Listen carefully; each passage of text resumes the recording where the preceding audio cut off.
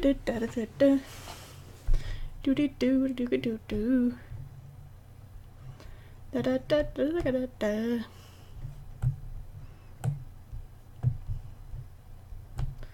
Grab this guy up here.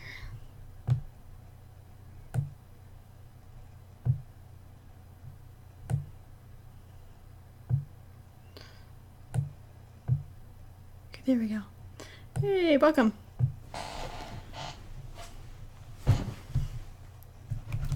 To another stream where I do whatever I like, mostly. I'm gonna start this podcast. You guys can tell me whether you can hear it or not at all. That would be helpful.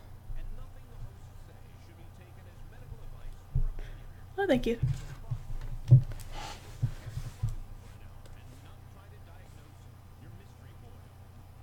Just try to make this thing a little bit louder.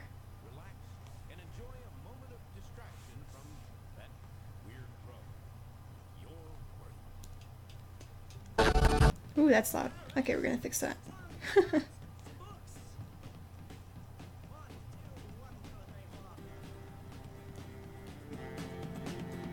That's the issue. There we go. Computer and tablet, be friends.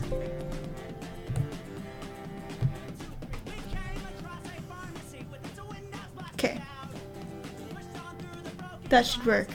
Hopefully that's good. How's everyone today? How's life? What's up? That's still pretty loud. Hello everybody and welcome to Solve. I think I might just mute it. There we go. I'm your co-host Justin McElroy. And I'm Sydney McElroy. Sydney, welcome back to the program. Thank you, and Justin. Welcome our third chair, which is technically Sydney's arms. Yes. Cooper McElroy. We're gonna try to keep her. Well, I'm not gonna keep her. I can't keep her quiet. That was a complete lie. I'm just gonna hope she sleeps and doesn't take a huge dump again. Yes. Like last time. She has 3 times in the last couple hours, so you have to assume she's empty. The numbers are on our side. But there really is no limit to how much a baby can poop. You heard it here first, folks, from a doctor. Babies can poop infinitely. Anyone who has had children can attest to that. Sometimes they're just days where they just poop all day. We had a sad event last week. Here we go. The celebrated I don't know why I left this uncolored. physicist Stephen Hawking passed away. That's right. Popular science guy and expert in all things space and physics, time and physics and time and everything. The whole enchilada. Well, that whole area. Yeah, this is for to me Esky the Demons. And I guess action map that's called Behind Blue Eyes. That area is just blah, blah, blah. I can't even begin to understand or try to understand. That's really hard for me. Sydney said to me before we started recording this episode, I understand the disease and the medicine of this, but I'm not an expert in sort of Stephen Hawking's discoveries, so I'm going to need you to sort of pick up the slack there. So I'm kind of like the Stephen Hawking. Right, you're the astrophysics. The astrophysics into this. Right. Here's what I know about Stephen Hawking. He made some discoveries that made it easier for us to study black holes. Yes, I knew that. And so much else. Right. And that's sort of I wasn't very good in like regular physics. Right. Is the thing. And then you do physics in space. You take those physics out to space. If you guys want to ask me questions, I'll also answer questions if you have them. Person through and through with like the chemistry that was necessary. I also don't mind just like listening to this podcast because it's good. You had to take to get into med school, and that was hard for me. But of course, we're not talking about physics, Sydney. We're talking about ALS, which everyone knows stands for Lou. I feel like I've probably heard this episode before, but that's okay. I like this one. Okay, well you're close. First of all, let me say thank you to. We had so many people recommend this topic. I can't thank you all because I think in light of Stephen Hawking's passing, a lot of people were a little more interested in what exactly was this disorder, what was the nature of it. So thank you to everybody who tweeted and emailed and Facebook messaged and everything because there were a lot of people. Amyotrophic lateral sclerosis, ALS, or what is popularly known in the U.S. as Lou Gehrig's disease, it's a motor neuron disease. Okay. What does that mean? I don't know. You don't know? Motor neuron disease. Okay. No. It is it disease I don't really expect you to know. relating I was to joking, but the neurons in the brain, which is the neuron is like a chemical connection in the brain, and how it relates to our motor functions.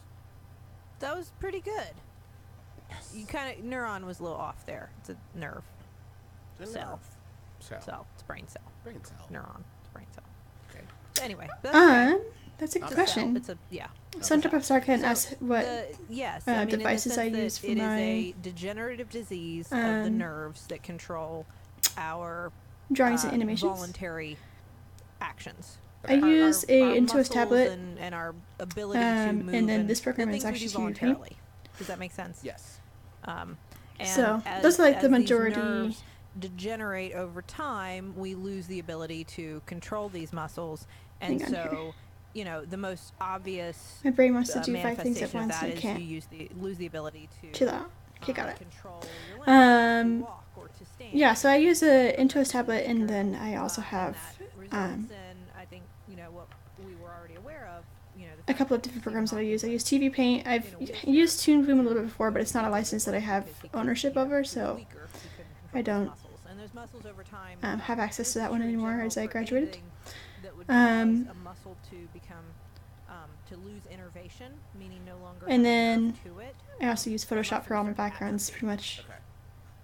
So, over Diggity. time, you lose the ability to walk, to voluntarily. Do I have move a favorite Super whatever Edition? muscles have now become affected, whatever muscles have lost their nerves. Yes. Do things become actually? I haven't read a lot of them for a while, though, so it's hard to say. Or is that? I mean, Well, that's kind of a causation. I think I was Tall gonna say Stars yes and Revenge yes. probably If be I my believe favorite. it, though, I remember liking that one when I read it. Yes. Yeah. Yeah. You'd have to not move it for a long time to become atrophied as fast as it can. Just if you 'cause I lose love my innervation, Game you know what I Boy. mean? Yeah. But yeah, I mean, if you lay in a bed, we say that for people who are sick in the hospital, you'll see people who come into the hospital with an illness and they'll spend a few days in bed. And Yeah, they're I'm trying to think about the other ones. I also really liked and it really Crooked wasn't due to Stars illness, it was Promise. just being in bed for Is that what it's days. called? So that's Probably. fair. Um, It also affects things like. I actually have a map that I want to speaking do based and upon his story, swallowing, so 'cause obviously muscles are in charge of those things. And eventually keep eye for that in the breathing can future. become affected because you use muscles to breathe. I don't know that we always think about that. We think about our lungs. We don't always think about like our diaphragm and all of the other muscles of respiration that help us breathe. And that usually is what That's makes the wrong line disease to like. fatal for the most part, generally speaking.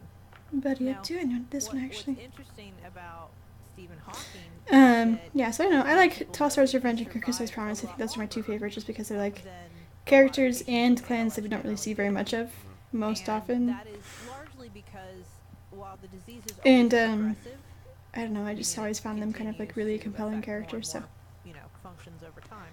it was nice to read about them. They're kind of Do-do-do. different, Did I go to Art different University South sub- College? subsets If so, what was my of experience? ALS. I went to a just like regular university or college. It's like not specifically known for art, the arts. And the things It's that are actually critical for survival, like swallowing and breathing, a those muscles could become affected much later in life. I don't know. The difference is like really what Some things can overcome, if you worry would about, be like, considered a muscle college and what's considered a swallowing, university. A university is almost always going to be more generalistic but you can in overcome those what you're things required with, to take like before looking at graduation than a college is. So like tube or a tube that's or a why doctor, from the um, outside straight into your stomach and feed you that way. And all of the like art you can overcome institutes some things are through it. usually referred to as Obviously, colleges breathing is and not universities because they're not an incorporated And so, for every patient who's diagnosed, like the course is gonna educational be a platform. little I think that's different. like what There's some general the categories difference you is can put usually. patients So into I went to a to university, help you, and kind of expect what, Brigham Young predict University, and what's it's pretty gonna well happen known for next. its animation program. But So within I those categories, everybody is am grateful for it, and it's a fairly rare thought that like my disease. experience was really good. So That's more common with I don't know. diseases that Yeah. relate to the brain. It seems to be a It's a fairly small program. They only accept like 25 students per year, and it's like fairly, I don't know, well accepted So you're thinking of things like among MS. yeah. Yeah. studios as like a place to pick up more technical artists if you're looking for like a 3D rigger or like a lighting or a shading artist. BYU is really well known for putting out people who are both very good at doing those jobs, but also really good at being considerate of the rest of the animation pipeline. Because I think that's the largest, I don't know, benefit that a studio receives from a student of BYU is because it's a pretty good program, mostly just because it It's very rare. How um, rare is it? It is. They're about. it requires that you finish a group project instead of like a personal thesis. And the benefit of that is that you appreciate, like, gain an appreciation of all of the other aspects of the pipeline and like learn to push through projects and work together. So that's the like summary How come something be not often inherited? of BYU as a program, as like as a provider of an animation program. I think is like that's why I think it's a good one, is because it provides that group experience that, I don't know, doesn't really come from CalArts. Like you can get really good designers and artists out of CalArts, but it's hard to get somebody who like really understands how to work with a lot of people out of CalArts because they're usually working on individual projects. And so, and then the reason why the technical jobs are more popular for BYU is just because like that's what our animation faculty did when they were in the industry. So, yeah, we have like a shading and lighting guy. We have somebody who did animation, and then yeah. Then our program director is kind of like a special case because he's really good at getting the university to give us money, because you need somebody to do that if you're gonna work, like have a program at a university that's an arts program instead of like a engineering or whatever. You have to like constantly advocate and like raise money. So Brent is actually an architect, but we accept him because he gives us money. Why they progress the way that they do. There's still a lot of unanswered questions. As a result of this, we don't have. So I mean, like my university experience is like pretty different, I think, probably than most people's, just because BYU is a private university, and so it's not harder to get into. It's just like gonna be different than attending a public university or a arts specific college. Or breathing support like ventilators. And like you could, I don't know, consider it both ways as positives and negatives. It's really just like, what are you more interested in? Are you aware of the culture that you're entering when you go in or not? Kind of stuff. Now, when did we figure this out? I don't know, Sid. Let's do some history. So yeah. Talked a lot. Which, I don't know, just because like I wanted to do something like storyboarding, which is not, I don't know, something that our program is really good at like supporting yet. They were starting to add more like design and boarding classes as I was finishing, but it was more of like electives, and so I took one or two of them and then I graduated, so can't take them anymore. Exactly, Bell's palsy. Very good. And I think just because of that, I ended up with a portfolio that's a lot more generalistic than it is focused on what I wanted to do. If I actually really wanted to like graduate and get a job in either design or storyboarding, I probably would have wanted to go to CalArts, just because they're a lot better at preparing people for having a portfolio in those things. It's not necessarily like better for having a team experience, but I think it outweighs that in the benefits you get in being better prepared for actually entering the field once you graduate. In terms of just like on the more artistic side, if you're going to do something that's more design based or more 2D based. But you know, I don't know. I took those positives and negatives into account when I applied to BYU, and most of my reasoning was like I could go there, but also I'm super duper poor and don't really have money to have thousands of dollars of animation school debt, and so I decided to go somewhere that was a little bit cheaper. And I'm not complaining. It just means that I probably have a little more time before I can actually get an animation job. Fun shark mascot of some sort of. No, Yeah, but Which is like, okay. I can work hard It's and like get a job anyway. Yeah, but like not like Sharko. That probably answers that question. dash O. Yeah. Overall, I think it was a good experience, but yeah, choose very carefully when you go to college. Sharko. Sharko sounds like a bad clown at SeaWorld. I hear Sheridan is Sharko really has good. a lot of stuff. Sharko. Is that right?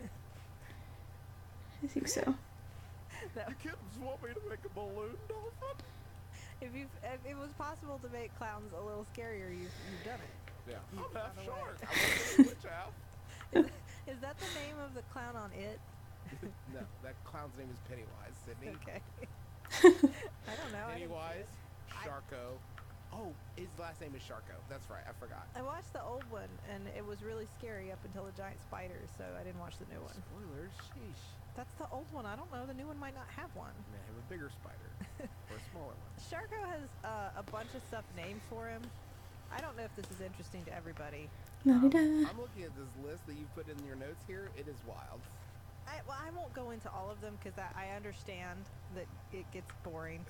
It's just okay. List a few of them, and then I'll make a pithy and. I wish I knew other languages and I could speak to people who don't speak English. Okay, there's an But, artist named for Sharko.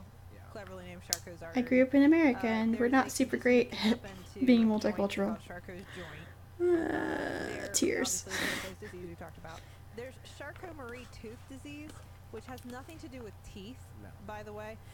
It's another neurodegenerative disease. The reason I Huh. like it though is he published accounts of this disorder, this neurodegenerative disorder, Hey, welcome. at the exact same time as Pierre Marie, who was one of his students, and Howard Henry Tooth. And so it got named for all of them. And it has nothing to do with teeth. And he but has so many others. You think he would be like, no. that can be Marie Tooth. It's cool. It's Marie Tooth. People already hear my name and associate it with so much whack stuff, but I've got to get my name on a Charcot-Marie tooth disease. And there's other stuff like Charcot's intermittent hepatic fever and Charcot's triad that have nothing. Those have nothing to do with like neurodegenerative disorders. He's got like he was a practicing neurologist, right? Yeah, You gotta see. but he got into other stuff. Yeah, but this cat would be like. How many times did this cat have to be like, I actually do know what this is. You have me. You have a bad case of me, itis. And, which kind is it? Is it the serious kind of uveitis? Or the, like, not as serious kind of uveitis? Like, I don't know. There's a lot of things that I cause. He actually had 2 triads. Okay, great. Isn't that wild? 2 separate triads. What's a triad? It's a constellation of 3 symptoms that are pathognomonic, meaning that they usually indicate a certain disease process. If you see these 3 symptoms, it's probably this. So Charcot's triad of acute cholangitis means that you have pain in like the area where your liver is, your right upper quadrant of your stomach, that you have jaundice, you've turned yellow, and you have fever. So those 3 symptoms. If anybody else has questions that they want to ask, feel free. I won't go into all that, but that's a triad in medicine. Okay.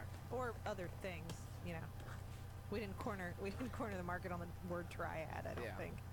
Anyway, a bunch of stuff is named for him. I always think that's impressive because so far nobody's named any diseases for me. Oh, yeah, Sid, but maybe Charcot, if you connect with him, would, like, peel you off one or two of his. I will say that on my iPhone, if anybody ever tries to type Sid to me, call me Sid instead of by Sydney, it changes it to STD. I've experienced that, yeah. So is that sort of like That's having sort of something like named it. for me? That's I think that's like it. similar. So he was a really brilliant neurologist. He also described MS, by the way, multiple sclerosis. He was the one who trained Tourette. That's Tourette syndrome. Yes, who described Tourette syndrome. He actually bequeathed upon him the ability to name that. He was like, "You get to name this one, buddy." What's the story with Pierre Marie discovering the same thing as the same time as Charcot? I would be a Yeah. little suspicious if I was him. I mean, Tooth, as in Henry Howard, he was over in England. and these guys were in France. So like he did it on his own. But It's actually a Pierre common Marie, phenomenon, though. Like people discovering things. It's weird. It's like read about it in a book where ideas come from, and like about how ideas are often discovered at the same time because there's so much like cultural and like society has to be at a certain point for these ideas to take shape. But like once it's there, they're just like it's not uncommon for several people at the same time to push it into well, and there are a lot of great sports metaphors and so on. well, and you're right. And there are a lot of times in medicine where that results in like, bitter, adversaries who hate each other forever because they both published, but one got the name or whatever, one gets the credit. I did not read that in this case. As far as I know, Charcot, Marie, and Tooth were all still fine with each other. They just shared the name. Where good ideas come from is the name of that book. Oh. Steve Johnson. It's good. He also was a huge influence on Freud. I don't know. So while he was a neurologist, A committee. I probably should remember you. I'm sure you've probably been to my students before, but I'm super bad at remembering names and people, so especially if it's like virtual. names and more stuff. It's really easy for me to The jumble stuff hospital where he together and practiced solved- forget. hold on. So I'm This is sorry, French. but You wanna I'm say sure you're a French? wonderful person. Sure. Your question though, how long have I been animating? I've been animating since middle school. There you go. Yeah. I like to tell the story of when I used to like grab sketchbooks and draw in the corners little flipbook animations. There that he could study, Or I especially used to in the use, famous field of psychiatry, because it became sort of a oops. refuge for That's anyone who the was destitute, Photoshop for anyone who was hockey. homeless. So a lot of people who I used to use like faced anyone who'd been suffering from post-it psychiatric pads disorders that were to undiagnosed, animate too. I used to just like unrecognized, and nobody knew they existed, do a short and animation completely like a pad of untreated. those, and my mom used to get angry at me because I would like steal them out of the office, There was a lot and of people then with, all of the post-its were very silly used because I drew on them all. often homeless people, beggars. And so he saw many, many patients and was able to study many disorders and describe them. He actually referred to his hospital as a grand asylum of human misery, which I would not put on a billboard were it me. No. No. Hey, hey, But that hey, is stop it. the only way I refer to Dollar General when I have to go there. They call our hospital, well, they say that we're your partners for life, and the other one in Catch town it. is the Hands of Experience. I don't think With Grand Asylum of these Human hands. Misery. That's the St. Mary's jingle. With these hands. It's stuck in your head. So I don't think he was in PR, but and this interaction with a lot of I copied the psychiatric wrong one. illness that was again very poorly understood at this point in history led him down some very strange paths, which I would like us to There we go. take a quick diversion into All right, let's do it. Yada. after Oh, we visit the billing department. D9. Let's go.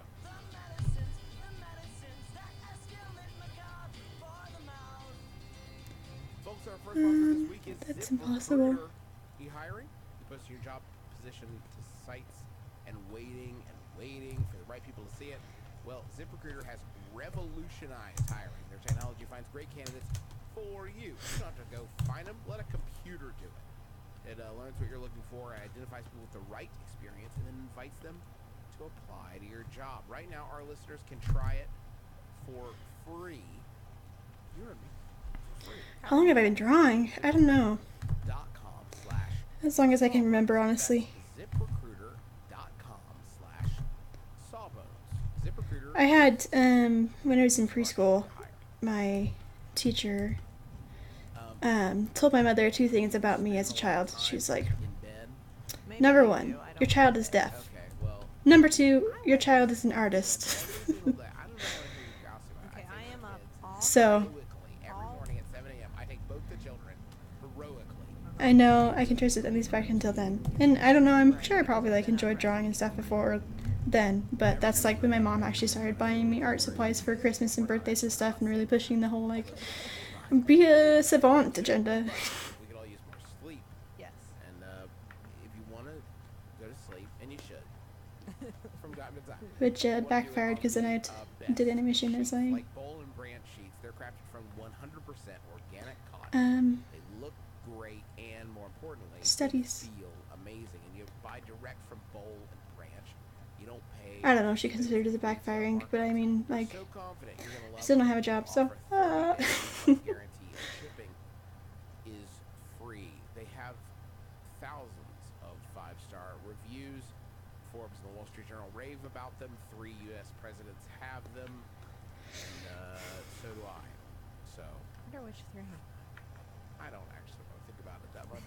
To get started right now, our listeners can get $50 off your first set of sheets at Bowl. That's BOLL. Now, I know what you're thinking. They probably should have come up with a word that didn't sound so much like a much more popular word, but they did. And then they gave us a check to talk about it. So here we are. BOLL and branch.com. That's and the promo code there is Sawbones. So go to Bowl, BOLL, and branch.com today for $50 off your first set. I don't know why this one doesn't like rotate. I think I just moved the fuzzies of his chin Promo code Sawbones. so that it doesn't feel so weird. Sydney, you lured me Can stay in the into, same level, but strange paths. actually changes as it moves. ALS. I'm ready. Well, he wasn't. And let me clarify. This was not in any way related to ALS. We're talking about Charcot, and this is a show about wacky medical history. So here we are. So we gotta mention it. And again, can I just say, he was obviously a very smart guy who figured out a lot of stuff. Mm-hmm. So I don't want to take that from him. But like every medical figure from the time, he got some stuff wrong. Of course, right. Yeah. That's natural. It's a learning environment. And especially if you start to dig into the history of a lot of psychiatric disease, there was so much misunderstanding for so many years, and so much stigma and magical thinking, and there was a lot of people got stuff wrong. So a patient was transferred to his hospital that changed the course of his studies for a while, and I would say if anything kind of I don't want to say damages his legacy, but if there was a black spot, this is probably where it is. So there was a flower delivery man who was out in the street pushing in a wheelbarrow delivering his flowers when he was struck by a carriage. He was knocked unconscious and sent to one hospital.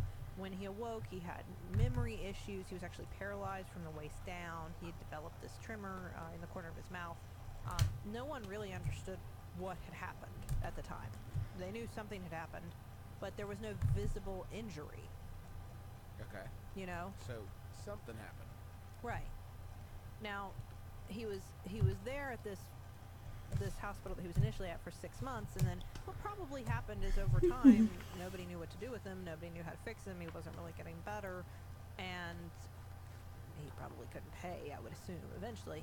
And as I already mentioned, the hospital where Charcot worked was kind of a refuge for people like that. So he was transferred there, and also they had this neurological expert working there.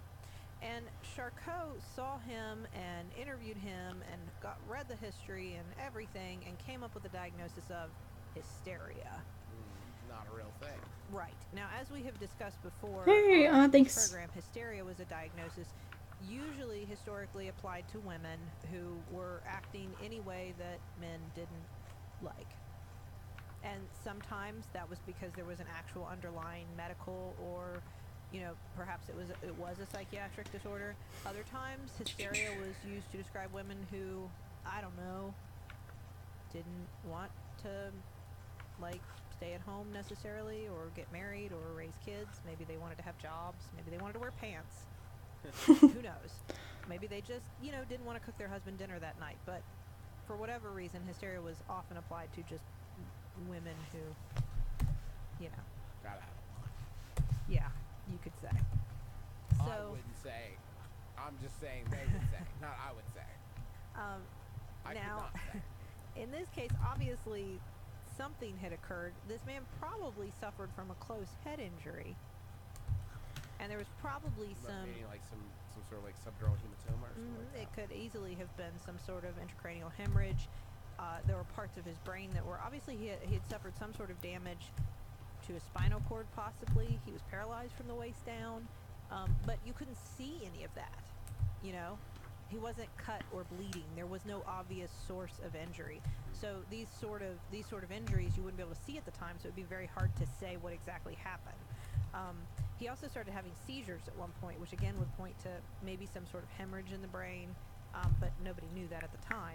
So he called it hysteria. Now, his understanding of hysteria was a little different. Again, from ancient times, no, this is actually Sawbones. It's a medical podcast. Hysteria was something only Or at least women or people with uteruses medical, could have, because it was the result of the uterus moving history, around I in the think, body is what they and call it, medical making history you podcast. act strangely. This was I put the link in the departure from description of the obviously. stream if you want to check it out. He believed that hysteria was the result of kind of a weak neurological system. Your nerves were just kind of weak. Yeah. Which is, like, the idea of your nerves being frayed or weak is actually pretty cool. Like, people who have anxiety, I think, get that. Like, that was sort of the line of thinking for a while, that your nerves would just get sort of, like, worn down.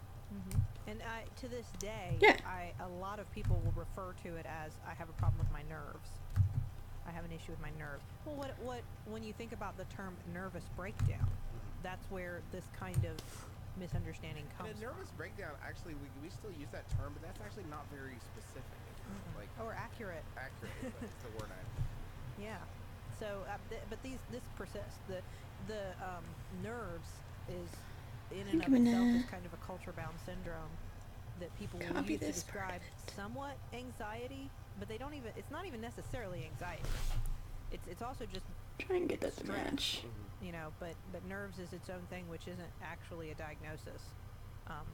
Anyway, so he began to develop this theory that you could get hysteria as a result of some sort of trauma. It could be a physical trauma, it could be a psychological trauma, but some sort of trauma occurs, and then your neurological system is weakened, and you can develop.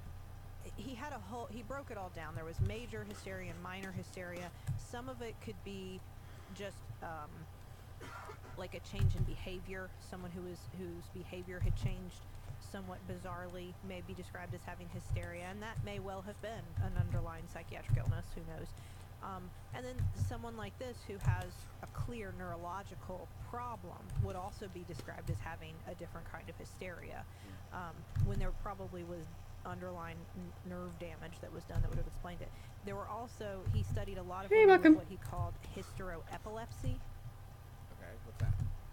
So some of these patients may have had seizures, and we've talked about epilepsy before. Epilepsy was poorly understood for a long time and thought to be, well, after we stopped thinking it was either possession or some sort of spell, we misunderstood it as a psychiatric illness for a long time as well. So some of these women may have actually had seizures, have had epilepsy. For others, it may again have been a psychiatric illness that would cause some sort of maybe a catatonic state. Anything like that could have been described as hysteroepilepsy as well. So Oh, thank you. so he's very famous for many reports he did. Trying to pump on out a bunch of them specific before patients, or two women in I particular that he did a lot of.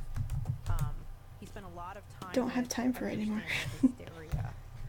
So his name is closely linked with a study of hysteria, and also with hypnosis. Now, at this point in history, we've talked about Mesmer before. Sure. Mesmer was very popular. He had popularized mesmerizing people hypnosis, and hypnosis was being used to try to treat a lot of things.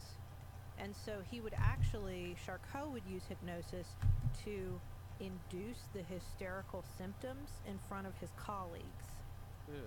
At least that was what he was intending to do. So Right. he would, in front of students and colleagues, people who were studying to become doctors or just wanted to know what he knew, would come, and he would put one of his patients in front of them all, and he would hypnotize them and then suggest to them to do all of these things that he'd witnessed, and they would do them all. Now, in retrospect, what was probably happening is that the power of suggestion, he was telling the patients to do the thing, and the patients were doing the thing. Not a lot of people. Exactly. And not actual hypnosis. And it wasn't even necessarily a lot of people would write it was to treat the patient. It didn't necessarily treat the patient. If they were suffering from something that made them dangerous, then it certainly would make them more docile for the moment. Right. But it didn't necessarily treat anything. I certainly wouldn't have treated the patient we discussed. He actually, for a while, was called the Napoleon of neuroses. So, I don't think that nickname stuck with all of his other medical eponyms. Oh, that's why I drew a tear in there. So, I'm like, what is going on in this frame? A lot of time and energy describing hysteria and using hypnosis and refining these techniques. And this was a huge influence on Freud. Oh, okay. So now eventually Freud would start to depart from some of these ideas, and eventually even Charcot would say, you know what, I think maybe I got some things wrong. He would start to divide the neurological and psychiatric. Yeah, I'm just like trying to finish all the math parts that I have outstanding, which are like from months ago, so I need to do them. Plus a few that I just picked up, so I need to like get these done so I can feel good about working on those. On medicine and psychiatry. Right, because you're a leader in the field, so like the things that you're sort of focusing on are going to be a lot of it. And so as a result, a lot of stuff got thrown into this basket of yeah, I really like Sawbones. It's a pretty good podcast. And those it can be a little bit like, I don't know, what they were and probably set psychiatry back I don't, like medicine icky sometimes, but men could get hysteria, which was I don't gross out easily, so I mostly just find it really hilarious. Progressive? I don't think that's actually accurate in this case. It was less sexist, but still wrong. Right. Still wrong. So I don't know if you get points for that. So his neurological legacy is amazing. His psychiatric legacy, not so yeah, good. I mean, a lot of people will know. I think we're all, as like a community, learning to not do maps for years, and so that would be my advice. So stick with what you know. Just don't run your mouth. I think that's a good evolution and like a good learning curve, but it also means that I have to do everything faster. Describe ALS. Now, I would love to give you this history of all the things we learn and have improved in the treatment of ALS since then. But there isn't a lot of history with that. Obviously, it came largely into public awareness as a result of Lou Gehrig, and which is why we refer to it as Lou Gehrig's disease. At least in the States, probably. I can't imagine. It's like, yeah, it's usually just in the United States. And it has been closely associated with him, and then since that, Stephen Hawking, I think to some extent. I feel like I've heard it since Stephen Hawking has come to prominence, referred to more as ALS than Lou Gehrig's disease. Like, yeah. Once it passed the year mark, I'm like, ooh, I'm a terrible person. Stephen Hawking's pretty good. That's how I felt about the Firestar map, especially because I was like the last part. Like, yeah, I mean, like, no doubt Lou Gehrig was a very big deal, but like, And I was trying to finish it while still in college and all that stuff, so it was like maybe just don't even name stressing me out. who had it. No, well, what about Charcot's disease? I mean, it was named for the guy who discovered it. And Yeah, then, that's fine. yeah. But he has a lot of other things going on. He's got to make up some stuff about psychiatry, and he's got 15 other disorders named after him. Like, he doesn't need this. Are there many? Can you think of any other instances of diseases that are named after people who had them? You know what? As you said that, I was thinking, I don't think that's really nice. I don't know. I'd have to read about it, but no, I mean that doesn't seem, which I think attests to the fact that we didn't know a lot about it. It was very unique. I mean, there's Legionnaire's disease, but that's not like an actual person, so. And so when Lou Gehrig announced he had it, I think a lot of people were like, "What does he have?" In reference to the podcast. And then people would say, "It's that thing Lou Gehrig had." That Lou Gehrig disease. Right. And so I think that's why. And also, ALS is easy to remember, but amyotrophic lateral sclerosis is not. So It's not even easy to say. no, it's not. Stephen Hawking was diagnosed in 1963. We still did not know much about what was going on. I mean, we knew degeneration of the nerves happened, and we knew Well, and like I had signed up for a part after she had booted a couple of people back in, I want to say February. And then like I think because she was like reshuffling a lot of the parts, she double booked that part and somebody else finished it before I did. And so now I'm working on a different one that's like a couple of parts before. Interesting is that in some cases of ALS, So it can affect cognitive function. Obviously. I think like the timeline she wanted was like within 6 weeks or whatever, but also, ooh, I did not reach that, so sorry. Physical manifestations of stop him from changing the way we look at the universe. And then he survived till he was 76, which is a really long time That's for amazing. ALS. I mean, like, yes, it's astounding. yeah, which I mean that's Like it's 76 a is good long There we life go. but, generally, like, yeah. Lucky line. And a lot of people have asked like, what was different about him? Probably just luck that was the form of ALS he got. You know, some people have asked like, because he was so famous and well known and probably had the means to support himself, Get better. did he get better treatment?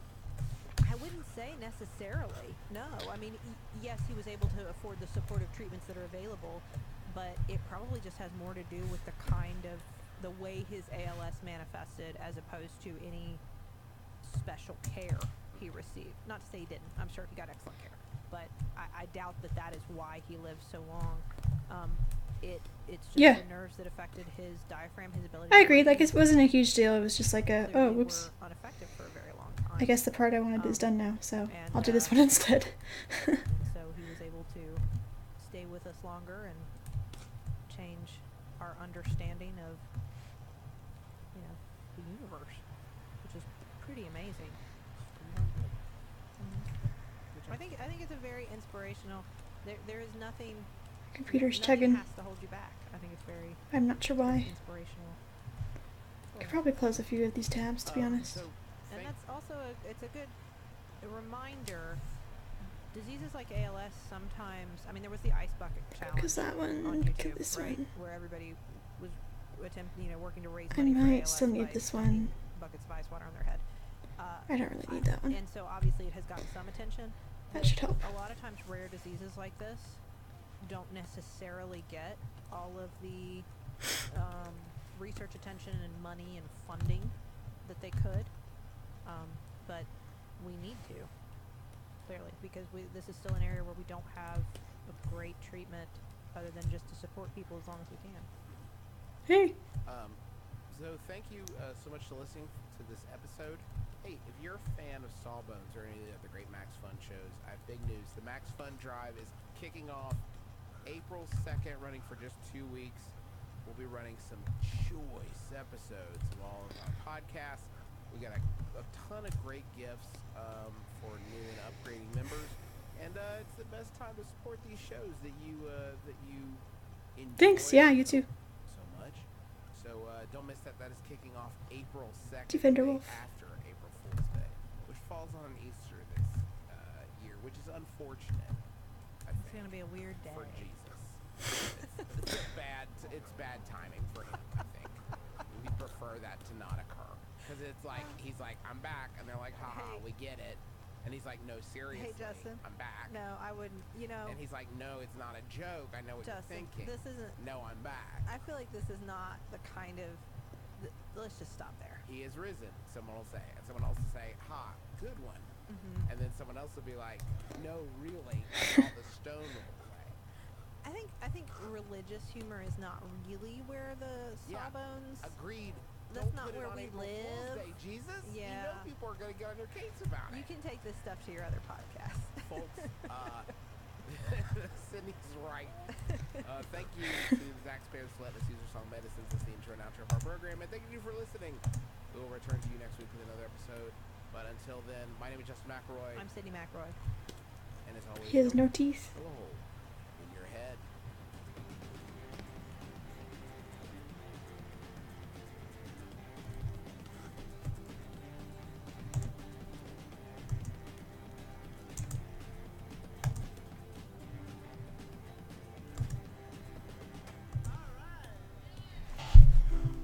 MaximumFun.org. Comedy and culture, artist owned. Listener support.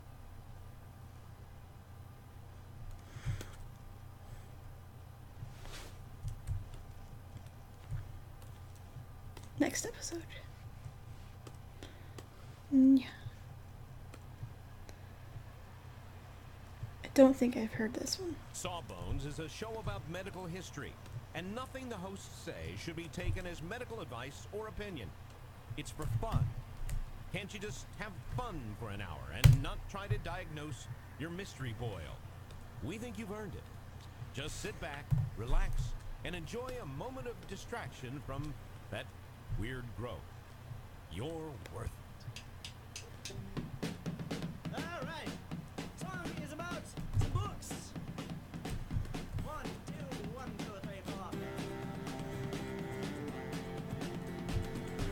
The nice thing about drawing it this way is it'll be fairly easy to color.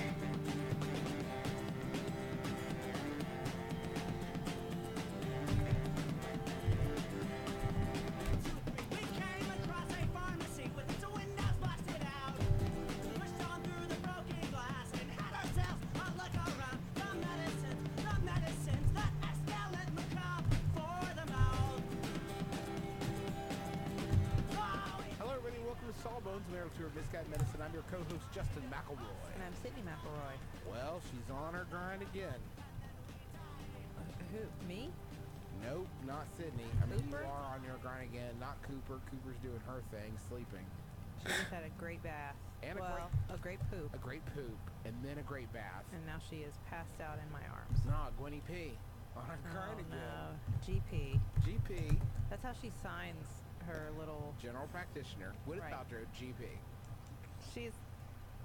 You know, she doesn't mean that to be misleading. I'm gonna give her that. Like, I don't think she... I Nobody doubt uses she that knows. term. Anyway. Yeah. Well, outside of the U.S., it's used a lot more frequently. Okay.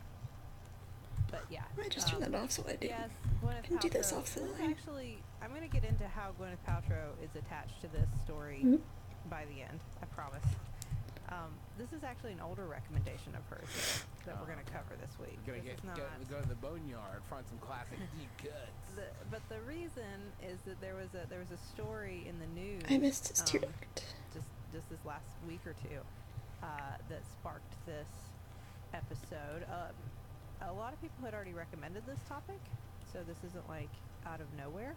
But let's get into it. I want to talk about apitherapy. Okay. Apitherapy. How you Apitherapy. your apathy? No. Apathy? I bet you could figure out that root word. API therapy. Come on. Appy. In reference to Oh, well. Like an epi pen. no API. No API.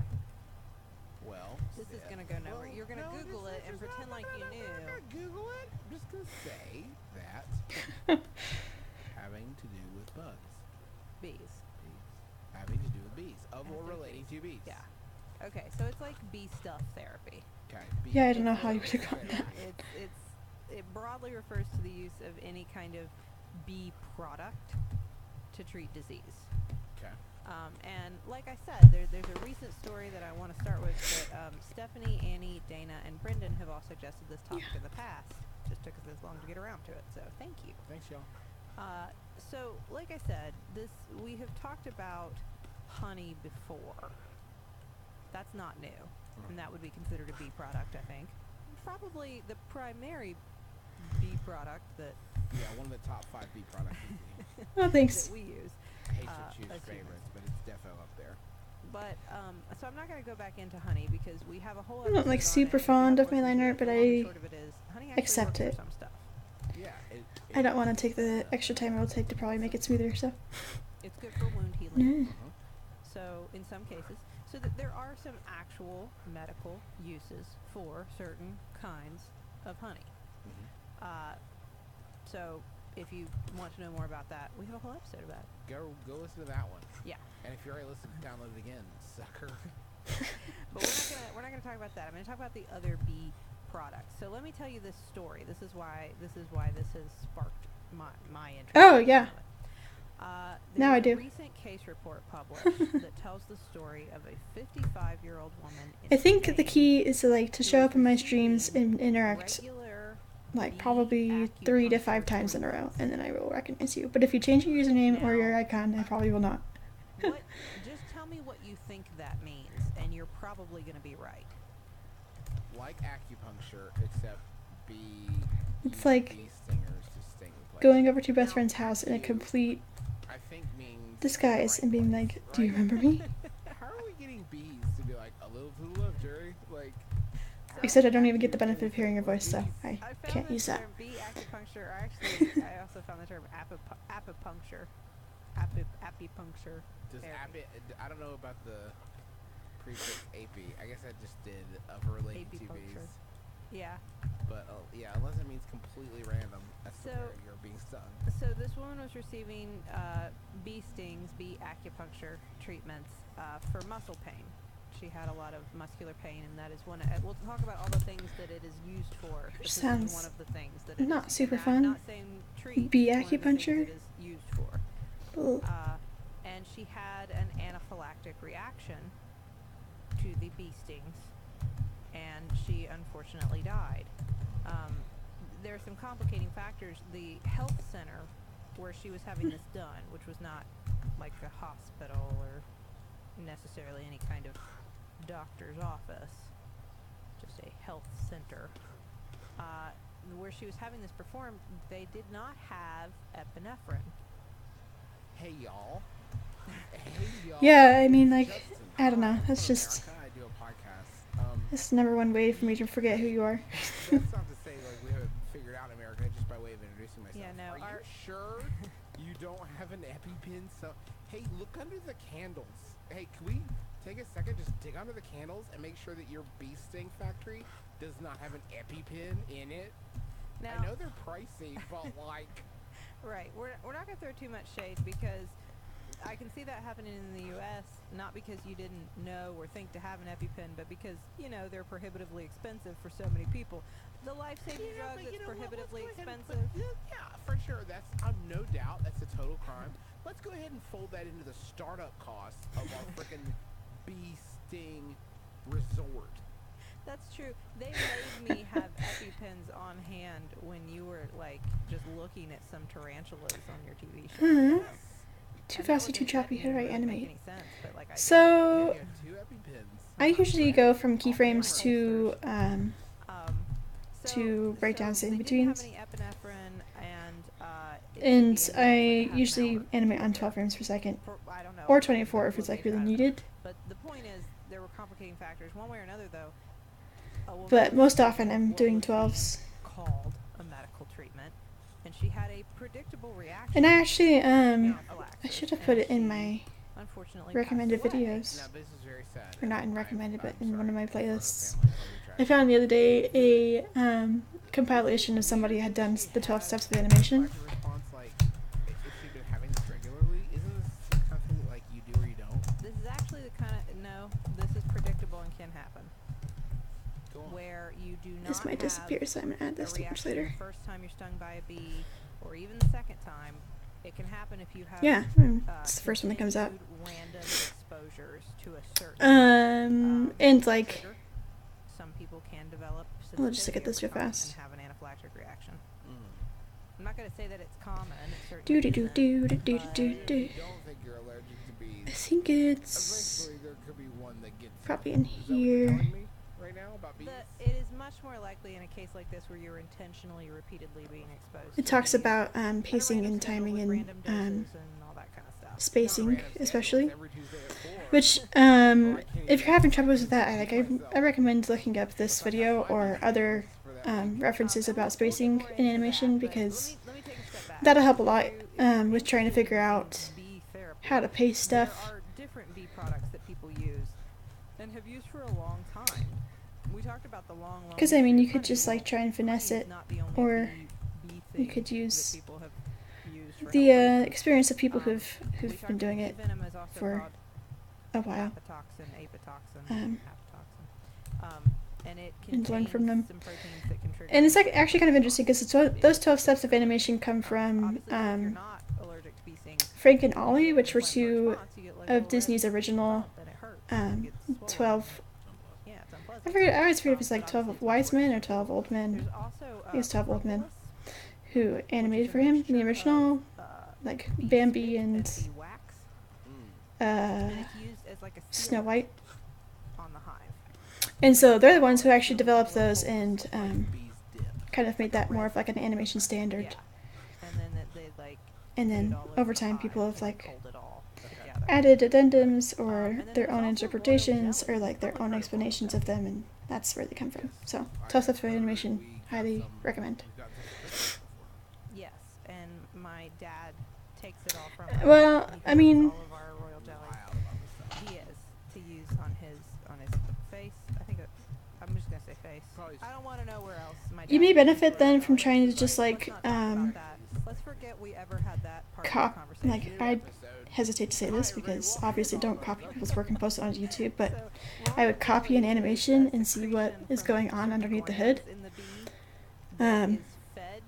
It's actually fed. I always thought it was just fed to the queen. and then It's actually fed to all the bees. try and like apply that to your stuff They afterwards. develop Because I don't really know I how saw else to pictures help of this, like otherwise, little pools of unless you have royal like jelly with queen bee which larvae program do in you it, use? Hamster Bear. developing. So they get like a lot. Because I think any bee can become a queen bee if she believes in herself. No, if She believes in herself. free to tire bags. if she can smize, if she models H2T, and if she is submerged in royal jelly when she's a larva. Is that? That's the sequel to that is the plot of Model Land 2. God, I can't wait for that book to come out. So, so these are all these things supposedly have had medical applications for a really long time. I mean, that's okay. You don't have to feel like you need to post if you don't want to. A lot of people say it makes you look It's not younger required. and your skin firmer. And I has more also say that if you elasticity want to and that kind post, of like, it's thing. probably not a huge deal. There are a lot of alternative medicine. You could if you sites, wanted. For instance, on the internet that will advertise it for everything from allergies to Alzheimer's to menopause to diabetes, sperm Close. production. It's commonly recommended if you are worried about fertility or virility or you want more sperm because you like them. Royal jelly is recommended for that. There's no clear mechanism of action for this. Like, why would this substance do these things? We don't know. And there's no real strong evidence that any of that works. Propolis is supposedly effective for a couple different things: oral health, like any kind of dental disorders, stomach health, any Framecast. disorders of It's the an online stomach. app. And you know something. Yeah, that's one I have not when used they start before. saying It's good for stomach stuff. It's good for like gynecological stuff. Yeah. And then it's also recommended for some cancers. It may just be the program that you're using then. By people who don't have any degrees related to medicine. So is that so? Which, if that's what you can use, then I don't know. That's what you have to practice on. But Qualify someone to advise which medicines you should take. Yeah. Okay. Was there more to that question? Fair enough. I have no wanna idea. focus I don't mainly know. I'm on not super like DBT, savvy with therapy, eye because products. this was the one that I found the most intriguing. Because it seems Just 'cause I so distrust Apple. counterintuitive. I don't like to get stung by bees. Okay. But if it's possible to download like My lifestyle is such that Have Like you never been stung by Mac a bee? OS software stuff, I would try and look up open source animation definitely was software. My lifestyle is such that it would need to be like a bee would need to come to our home. I always forget what it's called, but I think Pentunes is the one that's like closest to Adobe Animate. It doesn't have nearly as many features, but it should have a robust frame system, so you don't have the problem of like timing issues. Because you might step on a bee. Absolutely. And then But I have no idea if you can download that to an iPad. I've never I tried. was yelled at frequently. Well, not yelled at. I was instructed firmly to put on shoes so I didn't step on a bee. Never stepped on a bee. Ran around barefoot a lot. yeah, my parents were moaning. I stepped on a bee as a kid. That I was outside. So, bee venom therapy, you can either administer it from the bee. It hurt a lot. directly, I just remember that. I don't or remember you exactly can how it hurt. get Just like injections stung. Of like collected bee venom, and it is used even to this day. You'll see people claim that it's good for arthritis, specifically multiple sclerosis (MS). Guys. And then again, you see some people recommending it for cancer. Now, the use of this dates back to ancient times. The ancient Egyptians, the Greeks. It was used in ancient Chinese medicine. It was advised by all the big hitters: Hippocrates, Pliny, Galen, Celsus. Pliny. Of course, they all agreed on only one use, and that was gout. Okay. They all said it was good for gout. Pliny threw in there that he also thought it was probably good for baldness. Probably if a bee gets up there. Probably, if you get stung on the head by a bee. Hard to Yeah, I say. mean, Oh, I see you got stung those by are a valid bee. reasons. Patch growing there. It's nice. He also said honey was good for that, which, I mean, if you're giving me the option, Between the two. honey. People can be butts, And you see, like, especially throughout on all these YouTube, I feel different, like. But recommendations throughout as long as you history, don't even interact for, in the like, comments very much, then it's rheumatism, all fine. arthritis, basically aches and pains and that kind of stuff. You see it uses either like live bee stings. They take like dead bee carcasses and powder them and put them on people. Take extracts of the venom to inject. I don't even understand like what cringy is and supposed just to mean. even eat, Like like bee not pleasing to bodies. the eyes. Yeah. Sure. Or I always thought or cringy was organisms like, and all kinds oh, of that's a ship I don't like. variations in this.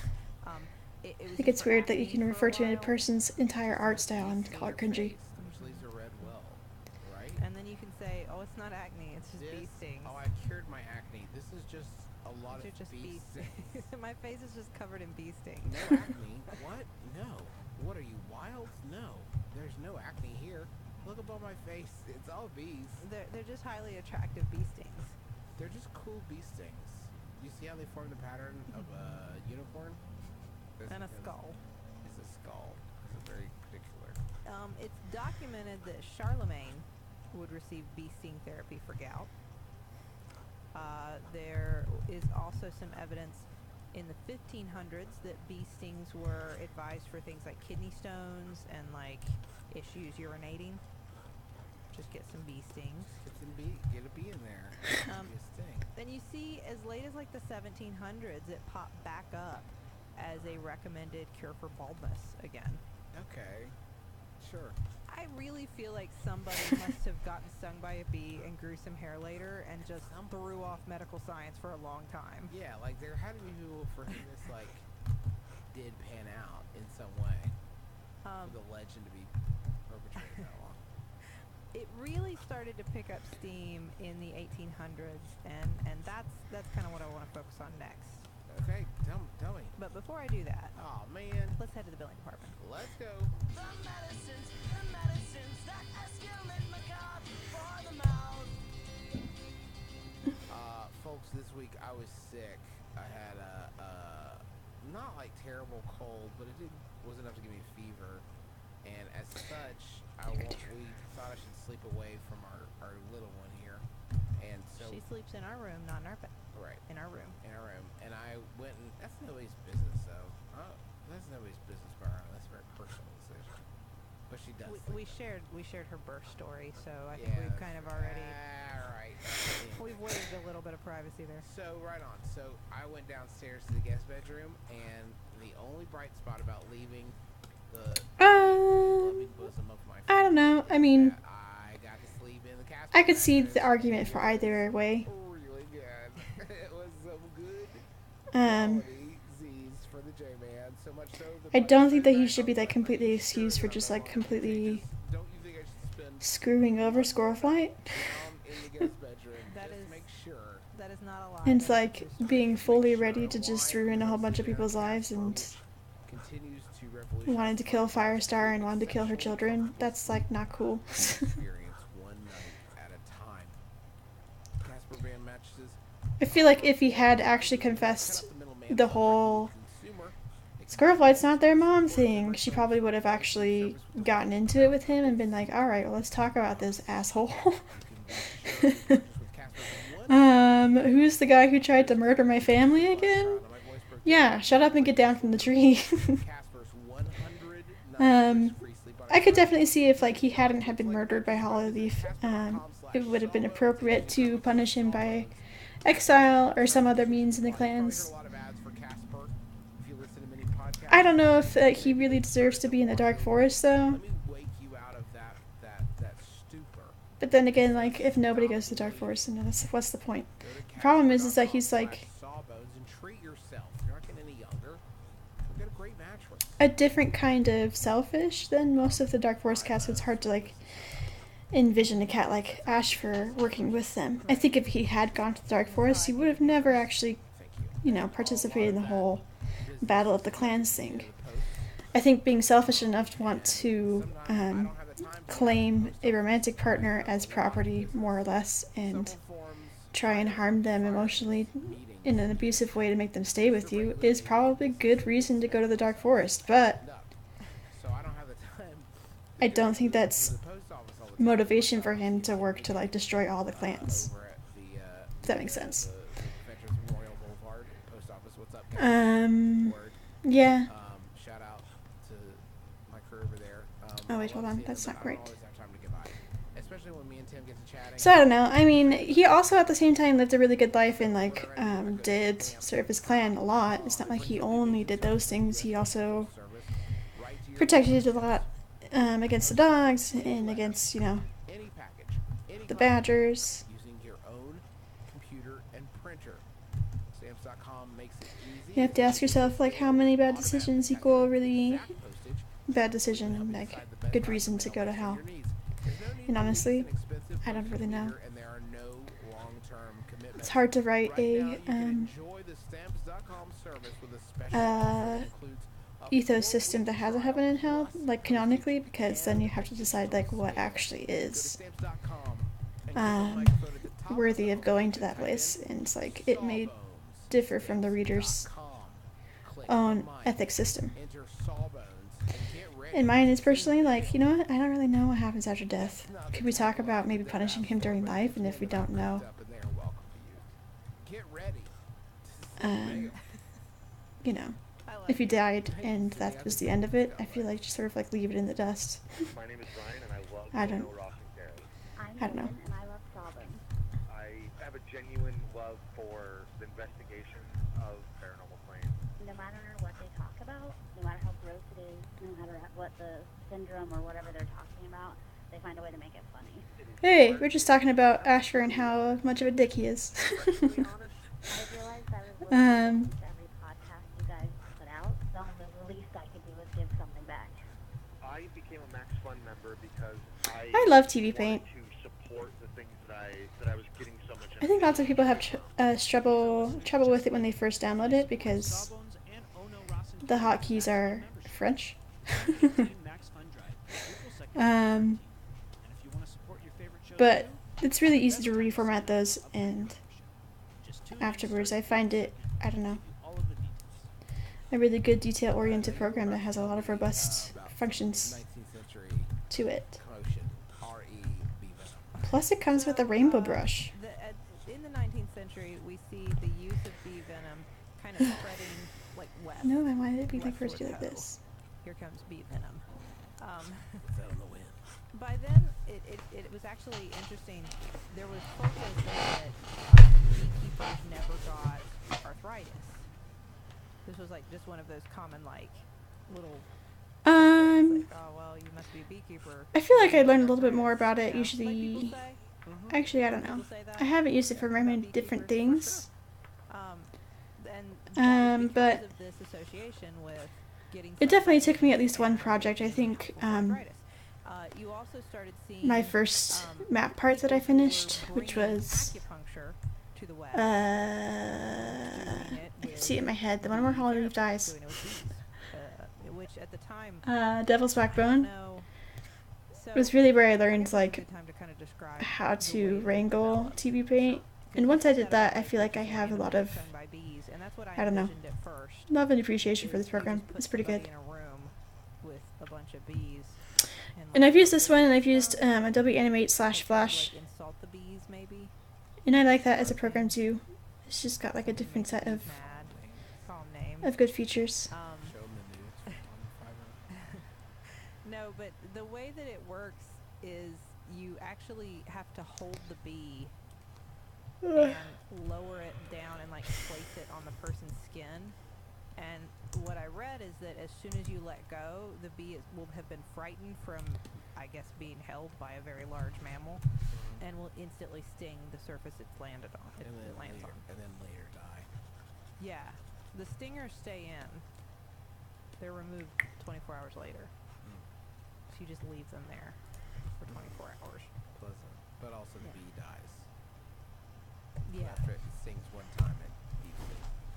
That's a really terrible. I didn't think about all of the bee fatalities. Yeah, I mean, I don't know. Yeah, how about all the bee fatalities? Yeah. I don't hate the fact that he's canonically in StarClan, but Not very fun. This Hope you got a isn't lot great. of clover fields there. I do think it's kind of dumb that he just gets off scot-free. Yeah, can we not? Maybe send him on This did not occur kamikaze to me missions until into just your now. butt? So anyway, Yeah. Go to an acupuncturist, This is not a very long part because it's mostly a that's how it PMV would work. They would hold a bee section, and then it so would put it on your skin in the place that they wanted to I'm not apply. going to So animate that's- those that's parts, where but the this last accuracy part where comes he in. They is could put it crying in or the same whatever. places that they would place acupuncture needles. Okay. And then it would sting you, and then that was it. Is Certainly, you could be Getting more there. accurate if you were extracting venom from bees and then using needles to inject it. Okay. But that wasn't I don't know if you can see traditionally how that, it was but being done. try and get that in there. In 1888, a book was published, a report about a peculiar connection between the bee stings and rheumatism. He just, you know, by Philip Turk, who cries was a bunch and Austrian does a couple head physician. This turns. really kind of codified this like folk medicine tradition that it was being passed down, and a lot of people kind of did it. But this was the first time like it was put in print widely enough that everybody read it and said like, oh, well, I'm excited by this peculiar connection. This peculiar connection. In 1935, Dr. Bodog F. Beck published. Oh, don't rush on past that little gem, Sitzer. Why don't you give it one more pass and give it the relish and oomph it deserves? Yeah. Dr. And like Warriors is an interesting series because it has a lot of I don't know Did you guess? what the word would be, maybe changeability or malleability and how the cats act, because in the first series I feel like they act super feral, So he brought, which it's of course he did. common and fine for a queen to have multiple partners, and they don't have to talk about it if they don't want to, and it's like not expected for the males to raise their He kids. brought it to the U.S. For the And then you get the treatment second of arc, and like all of a sudden Bramble and Squirrel are a huge love story, and it's just like canonically accepted that every single cat couple after that has to have a Christian nuclear family. And that's kind of where you saw it spread from like arthritis to specifically like rheumatoid arthritis. And so, then I don't know, it's kind of like MS and an odd shift because the whole Ashford arc didn't have to be an issue, now but they made it one. here's kind of the theoretical and the real science behind this. Okay. Because I think what's unfortunate, as the more I read about it, the more I found that there's some really intriguing things about bee venom. It's just that it's not like what we think is true isn't. It's not a panacea. Right. Which nothing ever is. So the idea is that bee venom has So, I don't know. inflammatory properties. It's which like is weird considering that it has specifically an interesting shift in inflammatory the series properties. because it wasn't something that was considered evil, it wasn't something that was considered immoral, it wasn't something that and was it can like block pain "Ugh." receptors as well. Okay. And they have an obligation for a cat to fall in love with another. It was just like, oh, we have a fling, and if we like each other, then we can have a longer relationship. But if not, then like, it's not something that's ever held against anybody. And then all of a sudden, Bramaclaw and Ashford happen, and it's like, oh my gosh! Suddenly, she has to choose one of them. When in reality, a feral cat probably would have taken them both. Things about bee venom for sure. But when they've tried to replicate these studies in humans, one, you're not going to find any. But at the same token, like a feral cat probably also wouldn't worry about a medicine cat code, and they wouldn't give away their kids, and they wouldn't, you know, try and hide Well, nobody wants to waste all the bees. who they were because all that stuff wouldn't matter. And so Stung by bees. to have that arc have any kind of weight, they had to shift how relationships were treated in the series. So I understand why they did the change, but also it's like You gotta be careful. I noticed just there's a lot of studies an interesting shift because Ashford really is the only bad guy, quote unquote, who has the motivation that he has. What they saw was a correlation. The whole, of like, numbers actually. So what you have to calculate in a study. Infidelity is as a how reason to likely be is this evil. To have happened by chance. If there is a difference between the two groups. You could between the argue group of that, patients who got bee venom and the group of patients who didn't. Which there almost certainly will be of some amount. Maple Shade also has that reason, but I think it has a lot more to do with the fact that like there was no loyalty after her kids were dead with Apple Dusk. She probably would not have cared, I think, if I don't know what the other cat's name is, Rose Petal, Rose Fern, who knows. Also had kids with him, but just the fact that he sort of like kind of said screw you to Maple Shade and kicked her out of RiverClan. That was the issue, not the multiple relationship. Things in the wrong place or apply something that you think is a bee sting but isn't. it'd be very hard, and which acupuncture, it's hard to do that in general. But We yeah, talked about that before. blah, It's blah, hard blah. to do sham acupuncture, Cats have which is morals basically putting apparently needles when in it the comes to wrong place. relationships and also like to kill each I other mean, about needle them, reading but could be only stomach Ashfur. needles or something. Right. So it'd be a hard study to blind. And And it's like only Ashfur is the one who's given the, I don't know, the shrug emoji about loving too much. Can we really punish him? I don't know. Maybe you should punish him for murdering people. Do you think you hurt less? And them going, Question "Yeah, mark. I think I do. Or And attempted I'm murder. not saying that people lie. I would you never guys really gave me suggest a shot in that. my elbow, right? The bee really stuck me in my elbow, right? Because it definitely did feel like my knee. But if you guys think it's the elbow, I'll believe you. But we know how Feels good either way. we know how powerful placebo can be, and if the patients who agreed to this study already believed in bee venom therapy, how likely they may be to experience results one way or the other, which is great, but doesn't mean you should get stung by bees. MS studies have not shown results that it is helpful, and that's really important because you will see a lot of claims to the contrary, that this is used as a treatment for MS. No, yes, people will tell you that, and people are falling victim to that, but they have never shown a reduction in the plaques that form on the brain and spinal cord. They've never been able to show any improvement in that in patients who've received bee venom therapy. So even though you will see that lie again and again and again, it's not. There have been patients who subjectively say they think they feel better afterwards, but it's not actually halting the disease process. There have been some shingles patients who got zoster, shingles, and fibromyalgia patients and rheumatoid arthritis patients. Again, Yeah, I'm a quiet person, sorry. But nothing that we could test or objectively clock or anything like that. And this is used way more extensively outside the U.S. So you'll see a lot of these studies have been published outside the U.S. and are not being done here. There just aren't as many cases of it here. There aren't as many patients who have bought into it at this point.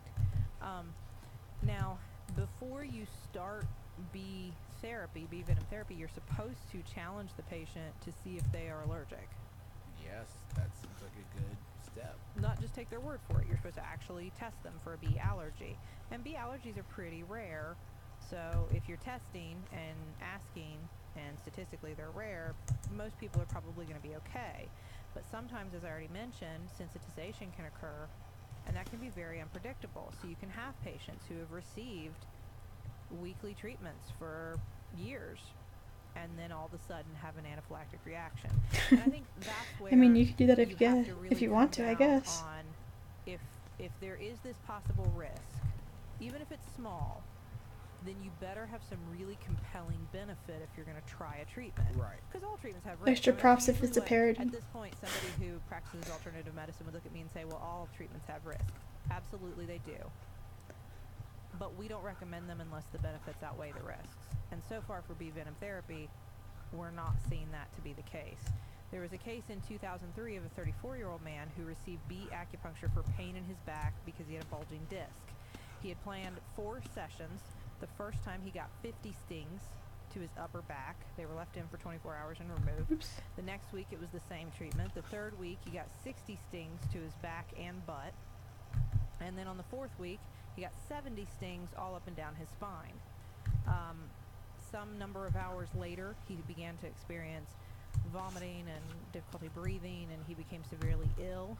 He had he became hemodynamically unstable, meaning his blood pressure dropped very low. He became unresponsive. He was transferred to the hospital. He was put on a ventilator. Eventually, they were able to get him off, but he was found to have had a hemorrhage in his brain as a result of what was probably like an anaphylactic reaction that was triggered from all the bee stings. Exactly. In 2011, a 35-year-old woman receiving bee venom therapy for multiple sclerosis developed liver injury. She came in severely jaundiced and was in possible liver failure. She was treated and recovered. But I think when you see these cases, and so far I've not seen any compelling evidence that it works. Right. Why would you do that? And again, this was endorsed a few years ago on Goop by Gwyneth Paltrow herself. She puts these little notes on some of the articles, like if she actually tried the therapy and is like, hey there, kiddos, I use bee venom therapy for some For me, GP. pain. Yeah, well, she signed some GP for some pain I was having, and it just worked great. And so now I'm going to tell you all about bee stuff. So she has endorsed it, saying she used it herself and that it was helpful. What I kind of alluded to. I want to invent a new thing, and I think this is going to really get job. It's called anecdotal evidence. Okay. And I like that. thank you. So you just a blink and I can do that really quickly, but what I'd rather do is head turn first. And there's no other evidence, then you have anecdotal evidence. Gwenectotal. There have been. This is what I was saying. There have been some Yeah. studies in recent years. These were published, I think, in 2014. It's a thing, I guess. Researchers actually isolated the components of bee venom that seem to have some positive effects. They synthesized them. And so in doing this, by taking out the things that you think are helpful and then creating them synthetically, you're removing all that bad crap that keeps hurting people, which is key if you're developing a do the least harm therapeutic, treatment. So they synthesized these compounds and they started using them against cancer cells. You joke about cat poo coffee, but there's actually Yeah. a They actually found some ways species to of, create, I don't remember if it's monkey or lemur, that like eats coffee and poops it back out, and it's like apparently super duper expensive. Sounds disgusting. Yes, and they found some evidence that they were effective in targeting Are you kidding me? cancer cells. Now, of course, these compounds could do. Stop right there. Wait, no. Nanobeams? This Is that what he also- said? This is all good science. These compounds could do damage to healthy Yeah, cells, no, that's like a real thing. chemotherapy could. Well, They had an episode about it on this podcast, which was hilarious because they go in a huge deep dive about coffee. And one of the things they talk about is that specific kind. Better at targeting the bad cells and less destruction of the good cells, which means And less so, side effect and less yeah. damage to the body. Gross. And they have found some intriguing in vitro studies. So the next step are animal studies and then human studies. This is a long way off, but I think this is an example where I volunteer as tribute to get the nanobees. I think this is a really good example of where there is a truth in all this. There is a real scientific truth that we could all be really fascinated and excited by. But when it's covered up with all this junk, with all this pseudoscientific junk, and people who are exploiting that for financial gain, because if you think all of these people who are administering bee venom therapy are doing it for free out of the kindness of their hearts, They ain't. no. And I think that's unfortunately, it hides what might be a really fascinating scientific discovery underneath. And it can be really hard, even as a physician, somebody with like a medical background, to wade through all that to try to figure out what the truth is. Yeah.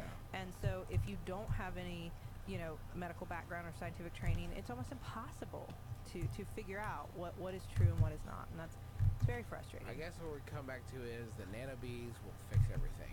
So thanks everybody for listening to this episode of Nanobees, a new podcast that's just about nanobees now. We hope you enjoyed it. Sorry, did you have something else you want to say? I was going to say that I think that the bottom line is please don't get stung by bees intentionally. I mean, I'd rather you not even get stung by bees accidentally because that hurts. But if you were considering being intentionally stung by bees, my advice would be don't. So back to nanobees. Thank you to all the nanobees that listen to this show. That's so cool. It makes me feel really cool that I made something y'all would like. Next week's Max Fun Drive is going to kick off. It's going to be fun. We got some cool episodes lined up. We're going to have gifts. We're going to have great gags. Nanobees. Just joyous The time superheroes of the with future. family. Nanobees. If you like Sawbones and you want to support us, this is it, folks. This is the moment. This is the time. So get pumped. Get Thanks. psyched. We've got great stuff for you for the whole 2 weeks, and we hope you enjoy it. You know you were going to get a lot of mileage the next time you're out with your buddies and you start telling them about nanobees. So. Just the sheer amount of like evil characters that have blue eyes in Warriors, I think the answer to that question behind blue eyes is just like emotional pain. Thank you. Thank you. That is going to do it for us this week. So until next time, my name is Justin McElroy. I'm Sydney McElroy. And as always, don't drill a hole in your head. If you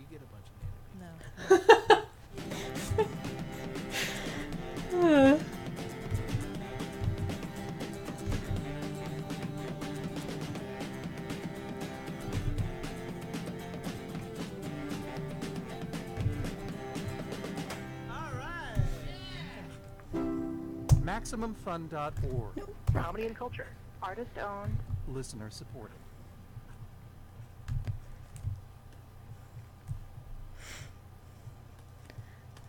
I definitely laughed at the nano bees.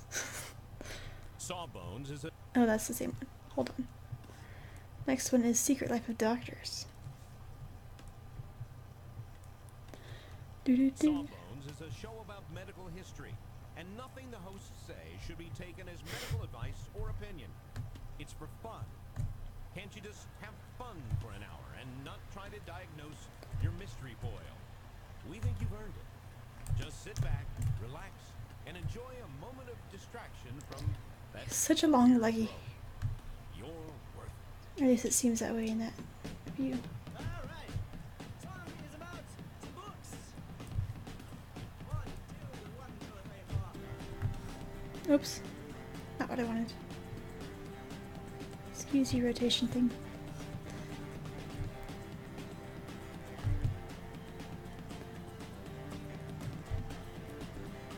We came across a pharmacy with its windows busted out. Pushed on through the broken glass and had ourselves a look around. The medicines that escalate macabre for the mouth.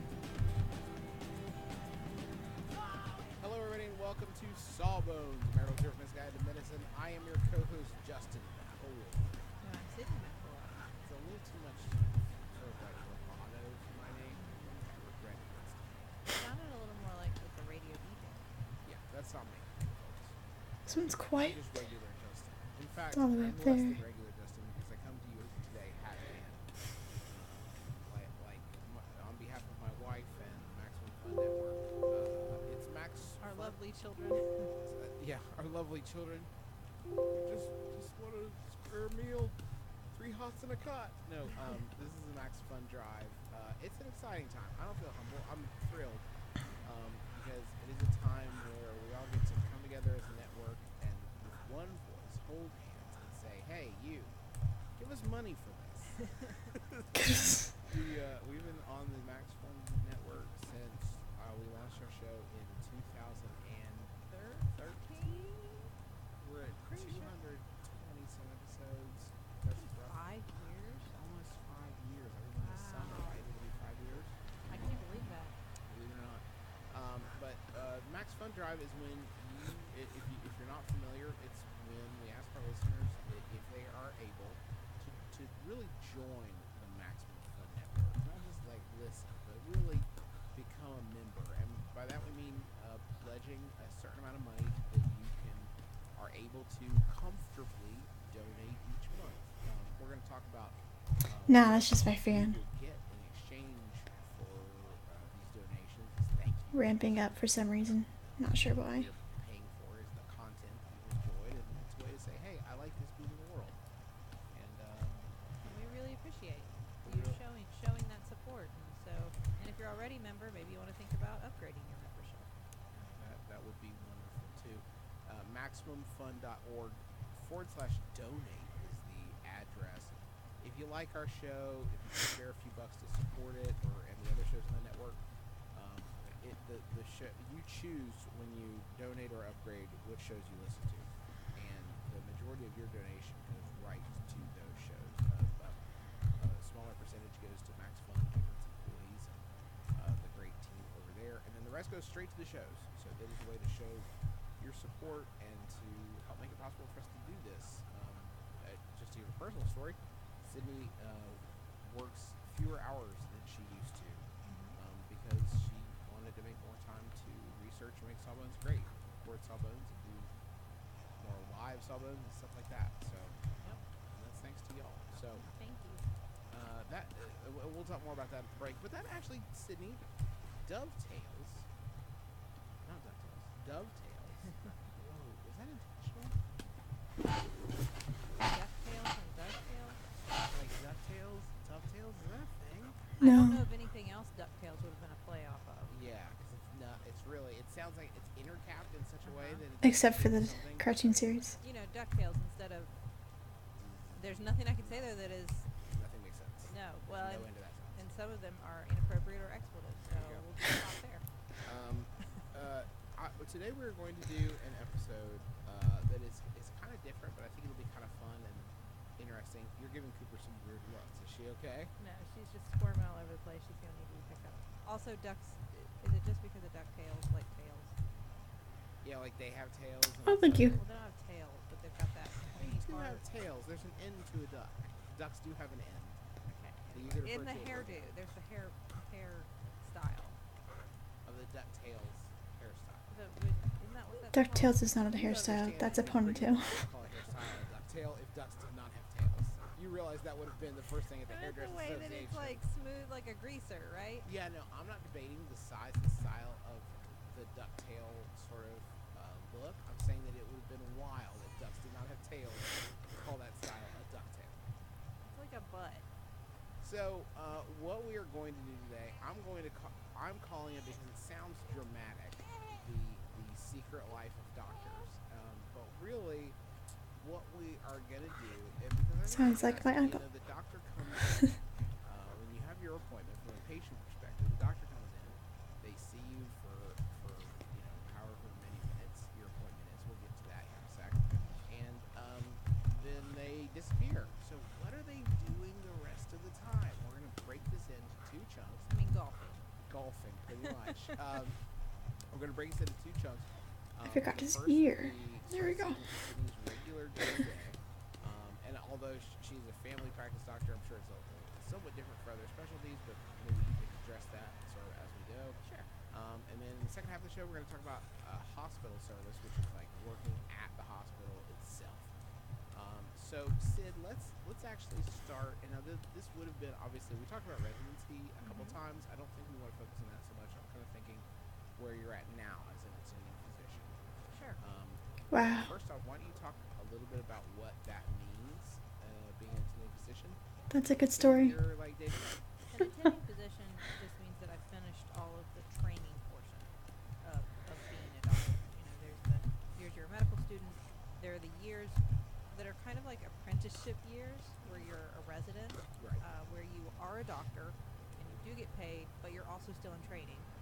And then following that, you become an attending physician, meaning you're done with training, you're out there on your own. If you mess up, it's your fault. Flip or fly. Yeah. So I am an attending physician. I have been since 2012. Yes. All right, so let's start with a typical. Because your days are a little bit different. Let's start with Tuesdays. Okay. Um, So first of all, let me preface with, I do family medicine. okay. So I see all ages of patients. Oh, I And push back to I space patient. largely do outpatient medicine. When we say outpatient, we mean in the office, not in the hospital. That's inpatient. Okay. So I largely do outpatient medicine, and I do not do a lot of like procedures. So that just kind of is a broad view, like that's where I fit in the medical spectrum. So I see you for like checkups, I see child visits or immunizations or just to make sure they're doing okay. And then I also see people for chronic disease management, diabetes, hypertension, that kind of stuff. And then if you're like sick, you got a cold or something. So that's kind of the gamut of where I fit into the world. I work in an academic practice. So we have medical students and residents that I teach, and then I also see patients in that setting. It's a little unique because doing what I do, you could work in an academic practice, but most docs don't. They either work in a private practice, which is kind of what you think of as like the doctor's office, where you go and there's one or two doctors and the nurses that work with them. That's kind of it, freestanding. They're Or in a strip mall between a gun store and a fortune teller. That kind of thing. is that usually where doctors' offices? There's like different places they can go. Okay, I mean, I guess it could be. Could be. Sure. And then there's also, large group practices with many, many doctors still outside of academics, still outside of a hospital. But they would all do this similar kind of thing. I start my day seeing patients at 8 a.m., generally on Tuesdays specifically. But, at our office, everybody starts at 8, pretty much.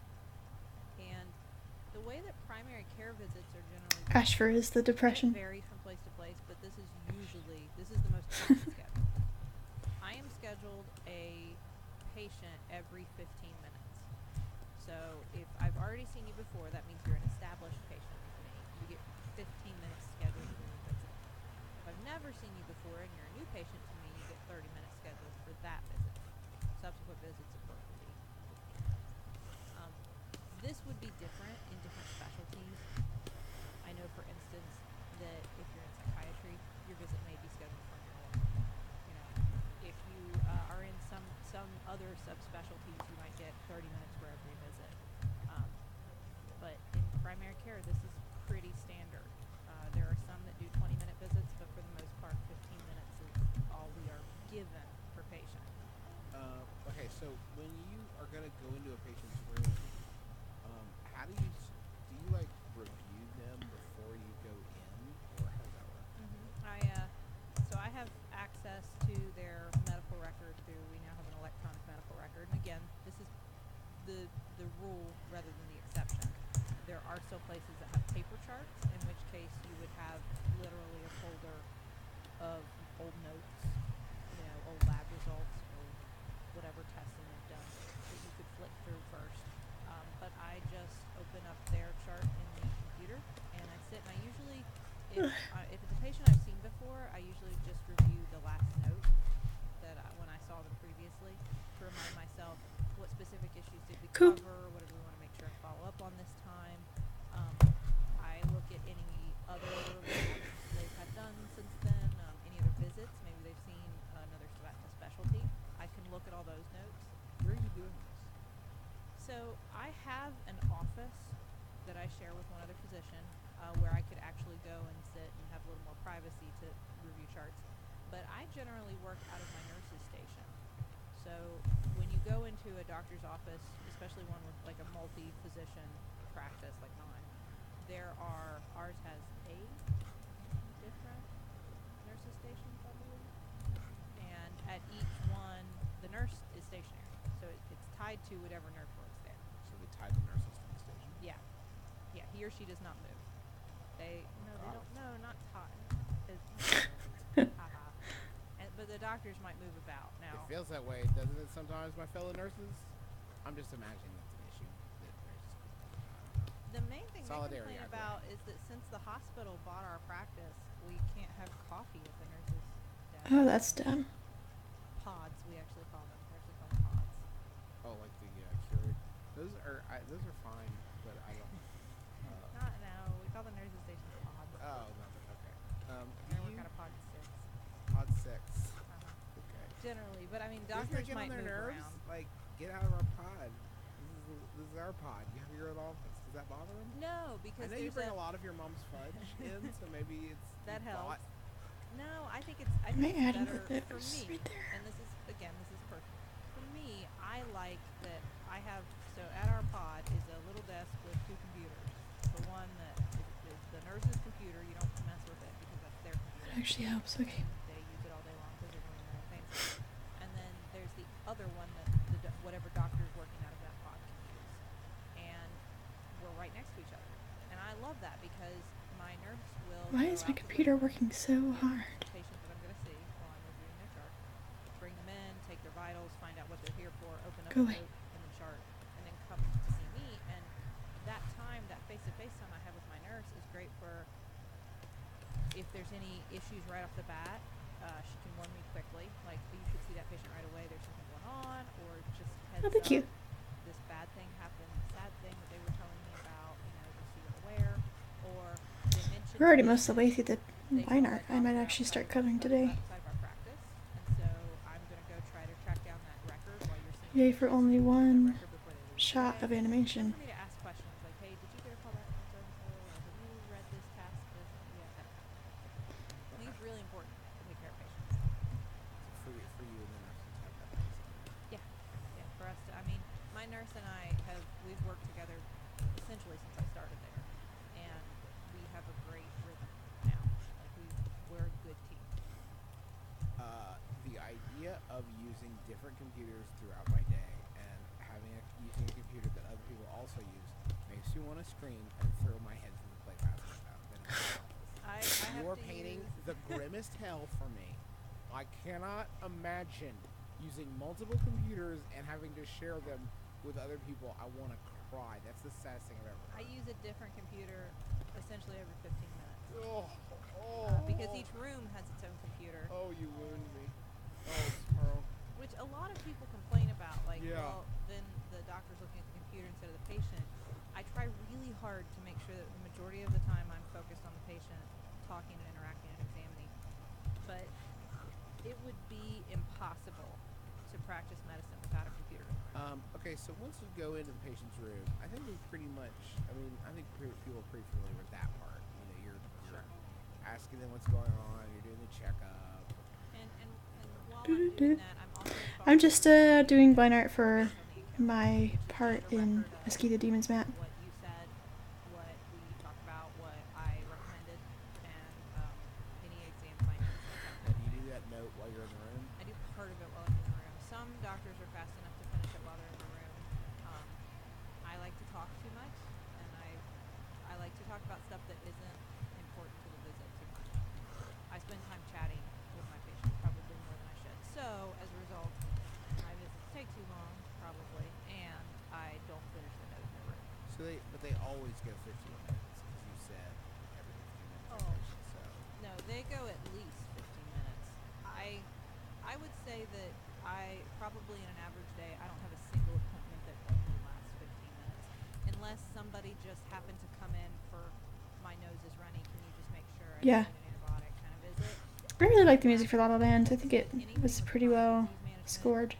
Anything if we're dealing with like mental health issues, you can't cram that stuff in 15 minutes. Yeah.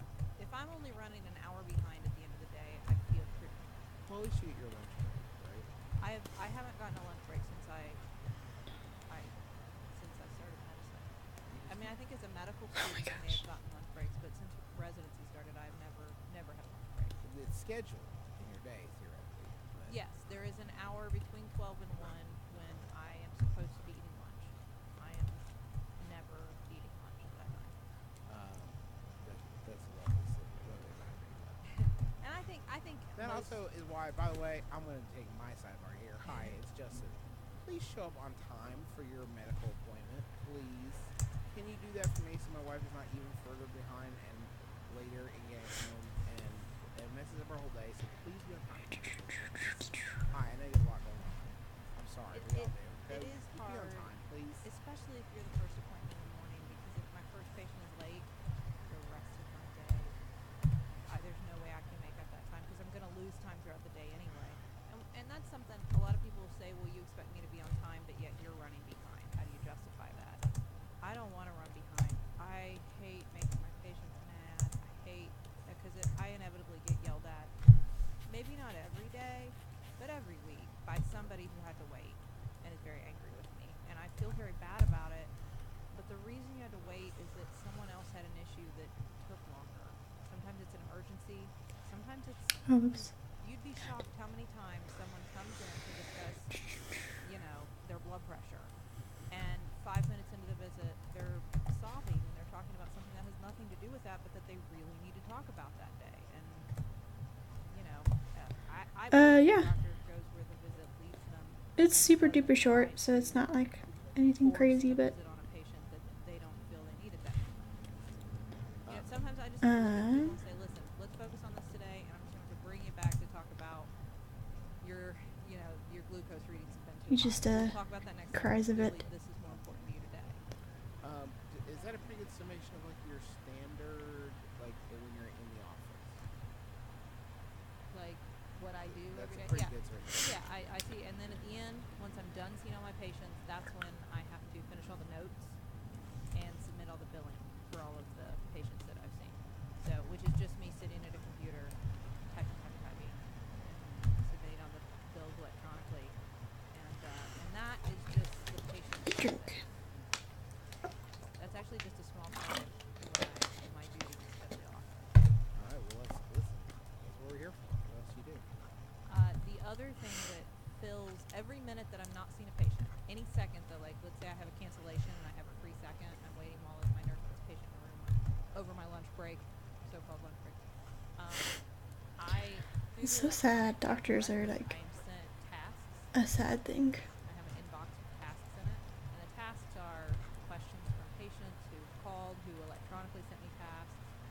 dropped off paper at the front desk. Their questions about refills, their lab results or x-ray results, their messages from other physicians, proving refills, and I have to do all of those every day. So most days I get probably anywhere from 30 to 50, 30 on a light day, 50 on a really heavy day, varies throughout the week. And all those have to be done, which can either be sending the electronic task back to my nurse, calling a patient, ordering more tests, you know. I mean, it varies. And then there's my actual mailbox of paper mail, which is filled every day with faxes from pharmacies for medication refills, for equipment refills, approving home health, nursing orders, physical therapy orders.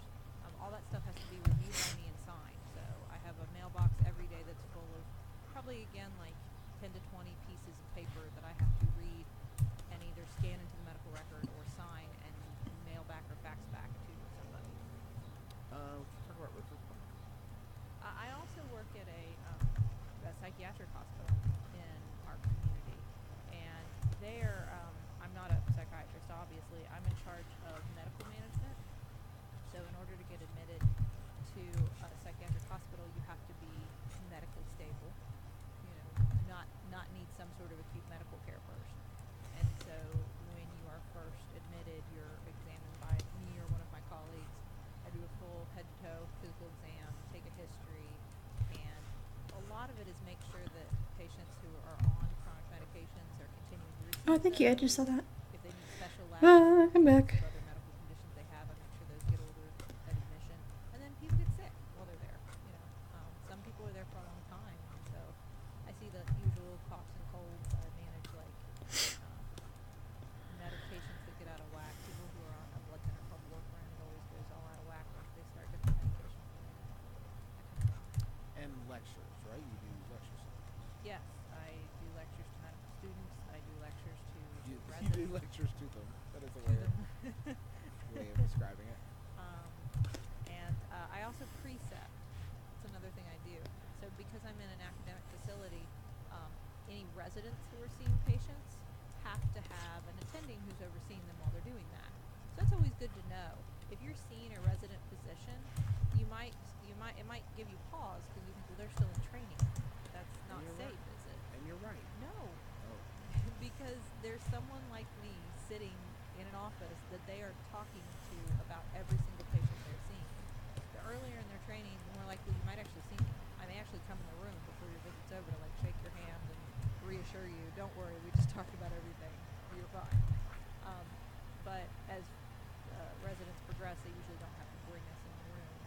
But I'm discussing every single aspect of your care, or someone is who's already done the training, and making recommendations and suggestions, or just saying, yeah, you're on the right track. Good job.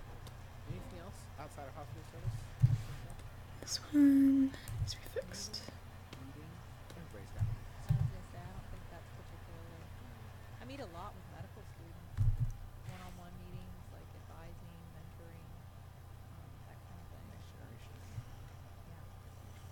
Anyway, we were going to talk after the break about hospital service, but first we're going to take a trip to not really the billing department. No, this isn't the billing This department. is the giving department. Oh, that's nice. This is Max Fun Drive, folks. We only do this once a year. Once a year we come to you and say, hey, if you've enjoyed this show or the other shows on the Max Fun Network, can you spare a few bucks to help support that?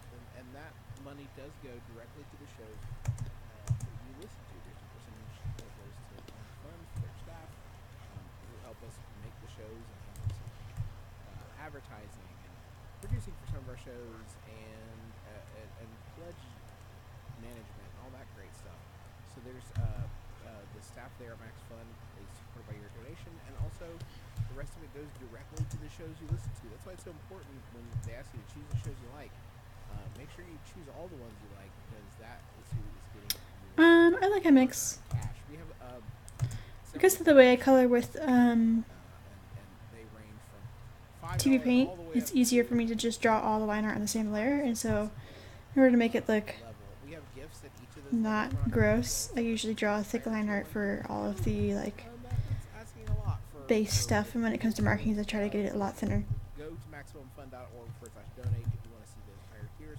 If you can give $5 per month, you are going to get over 100 hours of bonus content. And I mean well over 100 hours. I was gonna say it's probably way I higher. think we than that. veered into like 5 days of bonus. It's a pretty good turn. All the shows put out a new episode, a bonus episode. It's always pretty cool and special, and you get access. It's missing you get access scratch to every year's bonus on content. his arm. Hours upon hours of stuff.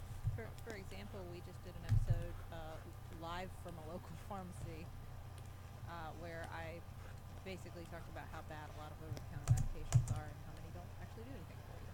And we did one about like medicine in the future. I think was that one of them. And we've done an ASMR We episode. did an ASMR episode. We did a 2.5 Men finale commentary track. That's right, we Do did. you remember that? That's right, we We did. absolutely did do that. That's the thing that we did. So we have done a lot of those, and they are all there waiting for you.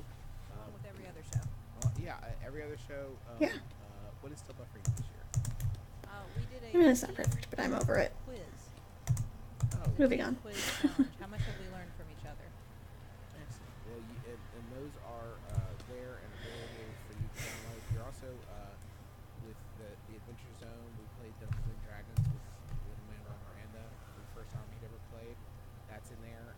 We also Worth it just for that, really. It's fun. And you get a demo of a song called Ghost Horse that he wrote. It's a parody of Free for Tin Horns. Is that right? Yes. But And this is just at the $5. that's just the $5 level. You can get $10. You are going to get a very cool pin designed by Megan Lynn Cott. Every show, you get to pick what show's pin you want, and every show has a very cool one. Ours is a sort of patent medicine looking bottle. It says Cure All, Cure Nothing on the pin, and it's really cool. You can come to the website and check out all of the different pins Yeah. to entice you. They're excellent. Not to bring it up still buffering. I really like the still buffering pin this year. I think it's the best one. It's a little like For Dummies guide. It says how to adult. It is very cute. But all the pins are great. You can't go wrong with the pins, and that's at $10 a month. Plus, you get the bonus content. Now, if you give $20 a month, you're going to get. I think this is so exciting. The Max Fun 2018 Max Fun Family Cookbook. Now, Justin, you submitted a recipe. I did. All the Max Fun hosts, a ton of them submitted recipes for everything from cocktails to desserts, everything in between. Great recipes from their hearts. I gave my mom's recipe for chess bars, and they are Sydney's eaten the time and stay on. They're delicious. With the review there. Yes. They're real Baptist desserts. It's gonna take you a journey. Very decadent. It's got a box of confectioner sugar. I mean, they're out of control. And it will make you the hit of every event you ever. People will be asking you to bring chess bars to their events. What are my dream jobs? You're also gonna get Somebody that pays me enough to be financially independent. the recipe for my But, I mean, in all seriousness, I would love to be a storyboard artist, I think, for Cartoon Network. spaghetti again. Or Nickelodeon, or anyone really. An episode we recorded after I'm not that picky. spaghetti. She submitted her spaghetti recipe. From the cookbook. That's all waiting for you. Plus, you get the enamel pin. Plus, you get the exclusive bonus content. And the donation. I can't say that I've ever accidentally said orgasm instead of organism. 100, 200, and there's great gifts. Although that would be hilarious. Donate. You can see those. But honestly, like, by the way, those continue to improve. So you get whatever you get at your top tier, you get all this stuff before it. But honestly, I personally think it's less important how much and more important that you try to support. Again, if you comfortably can. I don't want to put anybody in dire straits. No, we just appreciate you for listening. But if you're in a position that you can listen and support our network by becoming a donating member, that would be awesome. If you already are doing this, thank you. We super appreciate it. And if you're already doing it and you're thinking, you know, I really like those gifts, and I'm in a position where I might want to upgrade my membership, Maybe you picked up some other shows, or maybe you're just listening more. this would be a great time to do it because you get a gift, and then you feel really awesome because you help us out. Yeah, and you know every time you listen to one of our shows that you helped make it. And that is not hyperbole. That is the truth. It means so much to us. You're supporting our family in such an incredibly humbling way. And we so appreciate you doing this. We only do it once a year. We come to you with these episodes and we try to make it fun. And it is fun for me. It's cool that like even though it's a time where we're like asking people to dip in their wallets and give us some money. Ash is ancient. He's as old as the universe itself.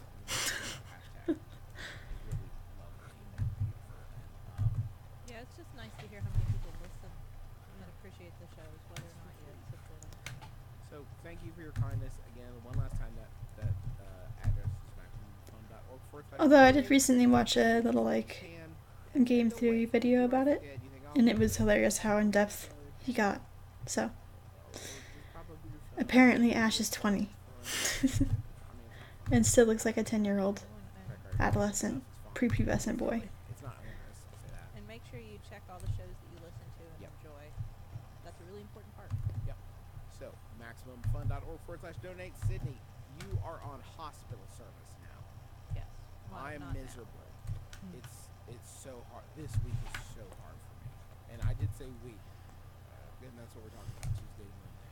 Usually, right? Yes. So I also take care of patients who are in the hospital. And everybody does this a little differently. You know, back in the olden days, to draw, I mean, it's Sawbones, that's the show. Back in the olden days, this day would break down very differently. An old-timey family doctor would do what I do, see patients in the office just like I described. They also probably would have some home visits, some house calls to make that same day. And then that same day, they would also be going to the hospital to round on any of their personal patients who were admitted to the hospital. And that was the model for a long time. Wherever your patients were, you saw them, at home, in the office, or in the hospital. As you can imagine, that's hard to have much of a life. And the bigger your practice grows, the more impossible that becomes. I mean, if you've got several people in the hospital and you've got, 40 patients to see that day in the office, when are you going to get all that done? Right. So what a lot of practices do is what our practice does. All That's of not our what I wanted to patients do. in the hospital TV are paint. seen by one out of our attendings each week, and we alternate. Well, So- no, Okay. there's team attending today. Well, yes, A sorry. different Our attending attendings, each week. a different attending each week, and yes, we see the patients every single day, and that is the way we are structured to do it. A lot of practices do that. More and more are going to a model where they will work with a hospitalist. So when you're admitted to the hospital, there's a certain group of doctors who just work inside the hospital. That's all they do all day, and they will take care of your patients while they're in the hospital, and then hand over care back to you when they're released. Hospitals, I bet, are the ones like that have all the secret, like the best shortcuts. They know the best stuff in the cafeteria. They're the ones like when you should ask for directions. Yes. Places Yeah, have. they know. Yes, They know because where that's bodies the are only kept. place they work. That's all they do. They don't do any outpatient care. They just do the hospital. They are employed by the hospital usually. Since I'm in an academic practice, not only do I see these patients in the hospital of all my colleagues, I also guide a team of residents in doing so. So while all of the patients are technically admitted to me, and I see them every day, and I am ultimately the one responsible for making the decisions, involved in their care, I am doing this sometimes through senior, junior, and intern residents that I work with. I have a team Let's of do 6. this chronologically because you go in just bafflingly early. It's really not that on early. her hospital 7 side. a.m. It's not that early. I know, but it means I have to wake up at 6. I mean, can you imagine it, folks? So I wake up at 6 and I sneak out of bed to try to not wake up Justin or Charlie. Never works. Because that with us, which is awesome. At that point in the day, yeah. Yeah. And I try to sneak out of bed and get ready and quickly drive into the hospital to be there at 7 a.m. At 7 a.m., and every academic practice probably does this a little different, but this is the way we do it. At 7 a.m., we have a checkout, meaning that the resident who was there all night actually slept in the hospital and took care of people all night long. Sits down, we have a list of all of our patients, and you each get a copy, physical list, paper list, and they run through the list and basically tell us what happened. Oh, whoops. You know, here are any changes, here were anything. I tried to clean everything bad, up, but here I you knew obviously missed that something. I admitted last time. I remember to change the Our name service this is time, though, very so there you busy, go. very good service, so that number of new patients could range anywhere from 5 or 6 on a lighter day of work to, I think the most I ever personally admitted was 17 in 1 month. So it can get pretty busy on inpatient service. That usually takes about an hour of us just briefly. This is a very brief checkout at this point, just quick update. At that point, everybody breaks up to go see their patients, and that's when, if you are in the hospital, this is when the doctor shows up to actually examine you, talk to you, and let you know what's going on. This is a good piece of advice. If you have a loved one in the hospital and you're wanting to talk to the doctors more, get more FaceTime with them, and actually be there when they come and, you know, check out your loved one and make the plan, the morning is when we'll do that usually, or for the most part. Our patients are spread all over the hospital since we do family practice. We do all ages and all problems. So I start at the top. We just do. We start at the top and work our way down. We go to the top floor and we go into each room. It's myself and 2 of the senior residents, and we examine and talk with the patient and make a decision based on how they're doing, what we're going to do that day, let them know what the plan is, and move on. Once we have seen everyone, we reconvene back in our call room. Every practice, by the way, has like a secret call room somewhere in the hospital. There are all these, if you open the right door, you will find a large table covered in computers and paper and very tired looking residents, and lots of coffee. Sometimes there's a bedroom. There has to be. There has to be a bedroom.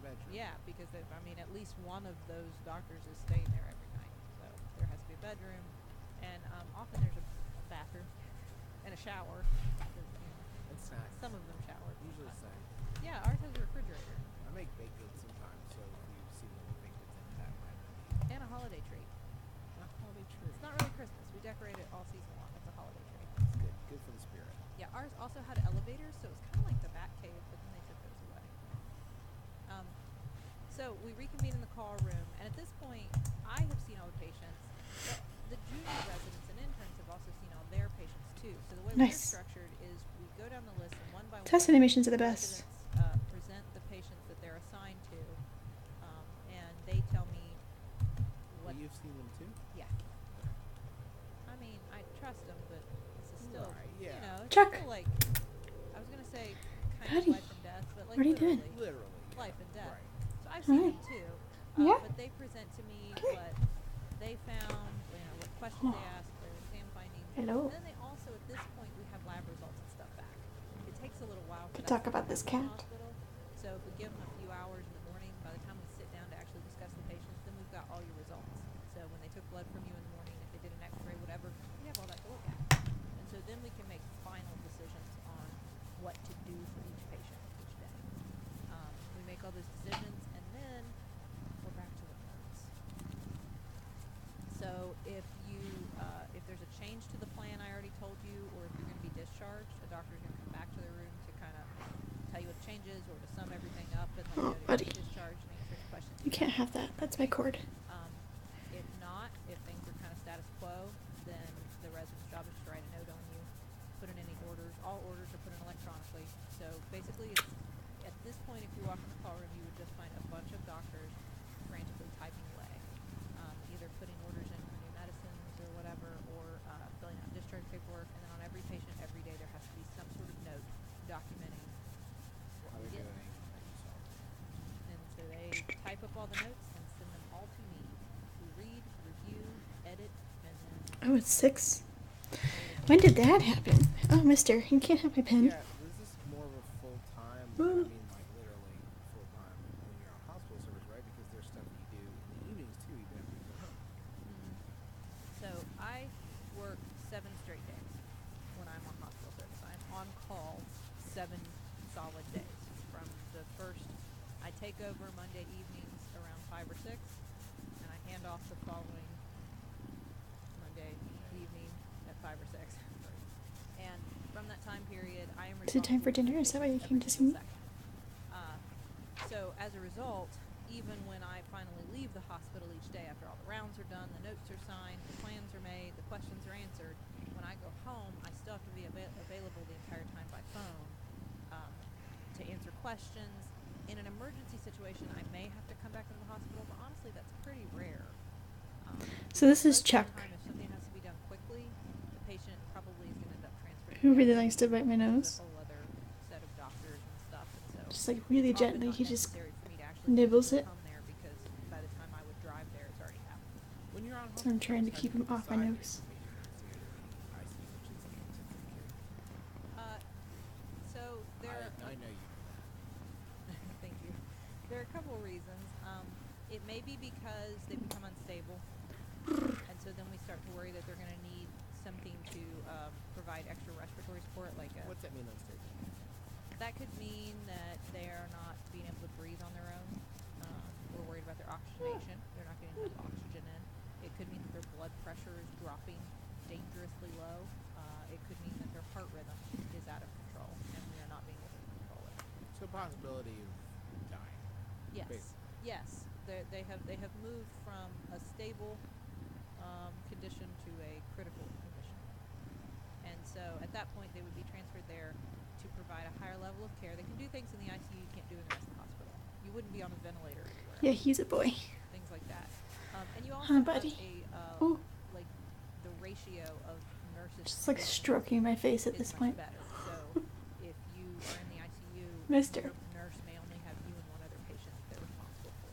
Whereas on the floor, they would be responsible for many more patients. You're also very warm. And then the doctors in our hospital, for instance, in our ICU, closed ICU, Can you guys hear that? only being cared for by intensivists, people who are trained in intensive care. It can be a stressful time when you're in the hospital, and especially like if you think about what Sydney is describing, how rarely He's my good boy. with patients. What is if you're in the hospital or you're alone in the hospital? You don't want to be home like that right what now? do you think the best way Okay. for people to sort of like get what they, to get the care that they want? I think the best thing, Maybe you have to go to the bathroom. one is to, obviously if you're the patient, you're going to be there. I was going to say is to be there, but if you're the loved That's one. not so obvious. I've seen quite a few people smoking outside the hospital. Well, maybe I should say that then. If you're the patient, the best way to get the information you want is to not leave the room all the time. I understand. If you're there for a long course, you got to get up every once in a while. I understand. I don't blame you. But this might be a great time to give up smoking, especially if you're admitted for something like pneumonia. I mean, I think you should adopt cats and not steal people's cats. Yeah, or rain. And I don't know if that's what the story is, We're but far away from the hospital now to smoke because it's a non-smoking campus. You're over at Tudor's pretty much. Yeah, so I mean, or you're standing. I think they're really great. Under that tree that's right out by the road. Anyway, The smoking tree. right? Yes, By Shel Silverstein. that would be one thing I would advise is you'll get more contact and more answers, and you'll probably get better faster if you're not outside all the time. The other thing is if you're a loved one, if it's possible for you to come in, that's great, especially in the morning. Now that's not possible for everybody, and I understand. What do you want to We do? all got jobs. We all got stuff to do.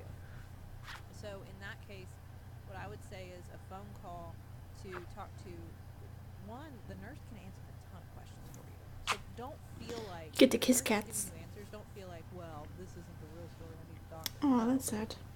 The patient's nurses, they know what's going on, and a lot of the time they can answer questions about like, what's the next step? Are they doing okay? Are they getting better? What are the what do we think is going on? Yeah, I feel like they're really pretty clean animals. If you are feeling like more that you're not getting, If I had to or choose between dogs and cats based on cleanliness, I think cats are a little bit cleaner. But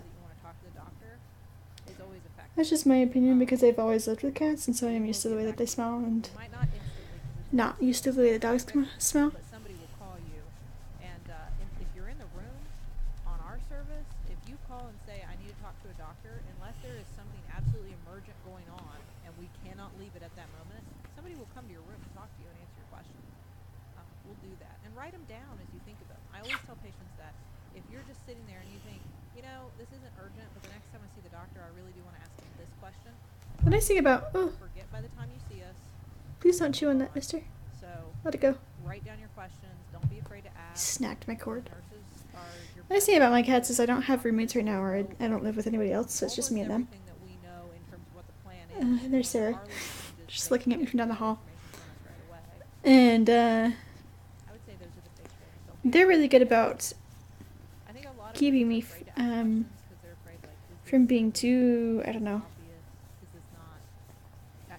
What I'm getting at is this a dumb question? maybe They're antisocial fine or with maybe dumb too in my head. questions. I went to Because there are times when I get I went stuck to in medical thought school. spirals, and it's not necessarily like a Really medical hard, condition I've really been challenging. diagnosed for, but I've noticed that they're really helpful at being Continue to like, learn, continue to read, and hey, stop continue that, to, instead you you should know, feed me, figure or things out hey, every stop day. that, instead you I should don't pick me expect up. you to know what's going on. I expect my job is to make sure that by the end you understand it. But if you don't understand it, I haven't done my job. So tell me. They're very empathetic animals, That's the big thing. I think. Especially, like, hospital service. I guess it's the French is like theoretically you could get calling in time, right? Yeah. if you have a good there's relationship ways with them. I The nice thing can about cats, defect your call. I think, is that it is a little bit more of like a give and Yes. take relationship rather than with Yeah, dogs where it's I, like they just give so because they love you. Any questions, things that And they urgently love you pop up because, throughout oh, the day, I get calls on, hi, and that's then, my chin. I actually have a secret doctor text. Why are you chewing on me? Oh, that's I'm right. hungry? Doc is Maybe. That's Oh, right. you found her. Secret, it's HIPAA protected secret doctor. Do you wanna go text chew on that her? I get messages from and sometimes that from is the residents. that is the notification noise. Yes. It is not like "Woo-doo-doo." It is Maybe. Doc Anyway, what I was saying is that I think It cracks cats me up so much that I don't listen aren't to really it. programmed to love you automatically, and so forming a relationship with them is really good because they have the capacity to care. So, I'll That's get those different multiple from dogs. times. I don't think it's What's like a great way necessarily to better or make worse. this It's just specialist? different. Like if I've got consultants seeing my patients, we are in Dog Halo has improved communication between your primary doctor and your specialist so much you have no idea. we are in constant communication now. Are you gonna go now? I wonder if there's All right, see ya. that's like the default, but like everybody's already changed it to like that. No, because I hear everybody else's while we're rambling. Yeah, I mean, Way to sample that. the smell of their litter box usually depends on like the type of litter, Dog Halo, if what your there is cat's a way to eating. change it, I guarantee you there is not a doctor who has tried to figure that out or has done it yet. But no, every evening I get a And also call just like from a the senior resident who is on call that individual night, cats, I and, don't know, we discuss everything digestive we go through all the habits. plans for the day, any changes that may have Because I find that any updates, and then all the kind of no matter what and then I food they're on, one of my cats smells more than the other. We talked And unfortunately, she's the one who doesn't like to bury her poop, so earlier, but it's just sometimes if I find it unburied, I have to go in there and bury it for her. when you work with Chuck usually does that. do you give people any tips for like the best way to He's do pretty it? good at Is it really effective? keeping I was gonna things say get what they want, but, non-smelly. and that's not always the best outcome for your health, I guess, for you to get, quote unquote, like you want, But I especially will, with how many people I will refute that and say that cats can be really smelly. So, not any of you listening, of course. They can but, smell like, very poopy. how would you advise people like best to comport themselves? Well, I mean, I don't want to say that I don't want to, that's such a personal thing. I don't want to ever say that there's a right way to come receive medical care. Well, and obviously the impetus is on the doctor, but Sure. But I like attitude-wise, like I don't know. There's a lot of times where I worry that I'm like if I'm having a problem, I wonder like, am I telling them enough? Am I telling them too much? Does this have nothing to do with anything? Because he's just over there licking his belly right now, and I can smell his breath from over here. Other than it really helps if you can show up on time. I'm not trying to be tough on that, but it really does help to make sure that you get the full, everything out of your visit.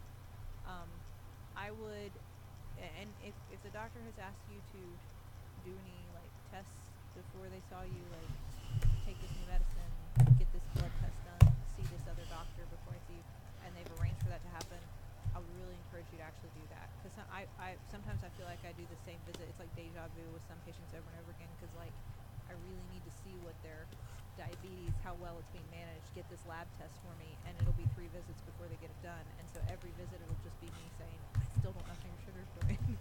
I want to help you, but I have no data to, base my decisions on. So that would be one thing. And then if you have a concern, what I would do is just think about ahead of time what specific questions you have and what your worries are, Hey. and make sure you get to ask those. If you go in and you're waiting for the doctor to just like figure it all out, it's not like house. I think I've said this on the show before.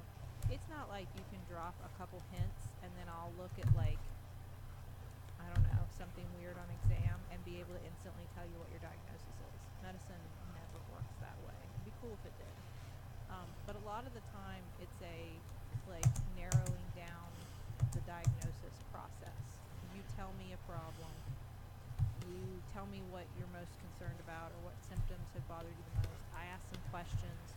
We get to what we think it is, or a broad differential of it's probably one of these things. We do some testing to figure it out, or we try medication to try to address it, and then you come back to see, have we made progress, are we on the right track, or did we start on the wrong track? That's how medicine works most of the time. It is rare that you're able to come in, tell me something, and I go, I know exactly what that is. This is what it is, here's the treatment. So think about it, have some questions, and don't expect that your doctor is going to have like an aha moment. Those are rare. Do you think we've covered everything? Is there anything else you wish people knew about what you do every day? I think And also, you come home and you research your podcast and you record your podcast. yeah, and I do all the notes that I've finished. Do all the tasks that I've finished. And I like to save calls sometimes for later because people are off work and I have more time. I would say this. Medicine, at least in this country, and especially in primary care, it is demanded of doctors that we see patients very quickly because that is how the big businesses of medicine make money off of us. And that is not, please know, doctors are no more pleased with this situation than you are. I think most of my colleagues, if they could like have a wish list of things that they would ask of their bosses, high on that list would be more time to see patients. The problem with that is the more time you spend seeing each patient, the fewer patients you see each day, and so the longer it takes you to get back in with your doctor.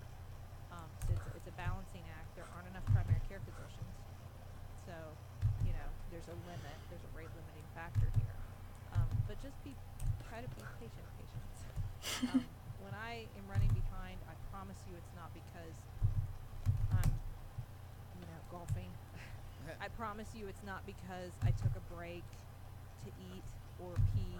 You don't know how many days I've finished seeing my last patient and I literally run to the bathroom because I've had to pee so bad for the last 2 hours, and I didn't want to slow myself down the extra 5 minutes it would take to run to the bathroom and run back, because that's 5 minutes I would steal from a patient who's already waited for an hour and is desperate to see me and needs to get back to work. Try to be I've tried the cucumber trick with my cats before and they have not reacted to it, so I think they're not afraid of cucumbers. Or maybe they just have never seen a snake. I will give your problem every minute that it needs, and I will not shortchange you. Just please be patient. Thank you so much to Sydney and Levin for next week. It's a lot more relaxed. I bet you pee more than I do. I'm peeing right now. This is the Max Fun Drive. One last note on that. If you like our show, if you like what we do, if you like the other shows on the Max Fun Network, please. This only goes for 2 weeks, and after that you won't hear about it again. But please, shut us up. Go to MaximumFun.org/donate, pledge, or upgrade. It really does mean the world to us. If you do, tweet at me at Justin McElroy or at Sydney McElroy. We try to thank everybody that we see. We do have 2 kids, so it's not always the easiest thing, but we will catch as many as we can. Sometimes I'm up at 3 a.m. nursing our 7-week-old, and I see those texts or those tweets. So. Folks, that is going to do it for us. Thanks to the taxpayers for letting us use your song medicines as the intro and outro of our program, and thank you to the Maximum Fun Network, and thank you to you if you have donated or upgraded your donation, or hey, just for listening. We appreciate you no matter what. So until next week, my name is Justin McElroy. I'm Sydney McElroy. And as always, don't drill a hole in your head.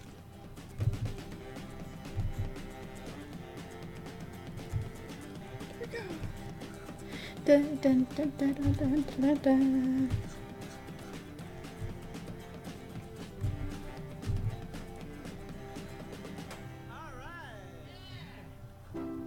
MaximumFun.org. Comedy and culture. Artist owned. Listener supported.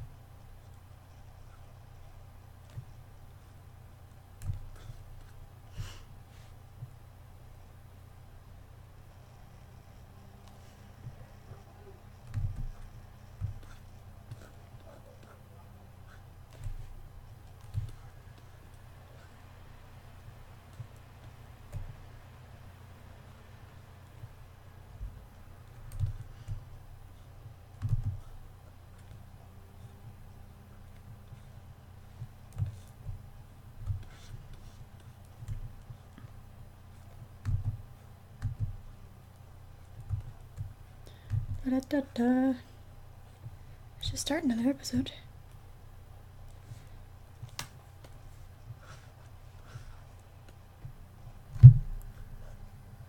I don't know how long this is. How long is this? Sawbones is a show about medical history, and nothing the hosts say should be taken as medical advice or opinion. It's for fun. Can't you just have fun for an hour and not try to diagnose your mystery boil? We think you've earned it. Just sit back, relax, and enjoy a moment of distraction from that weird growth. You're worth it. Alright. Song is about books. 1, 2, 1, for a face off.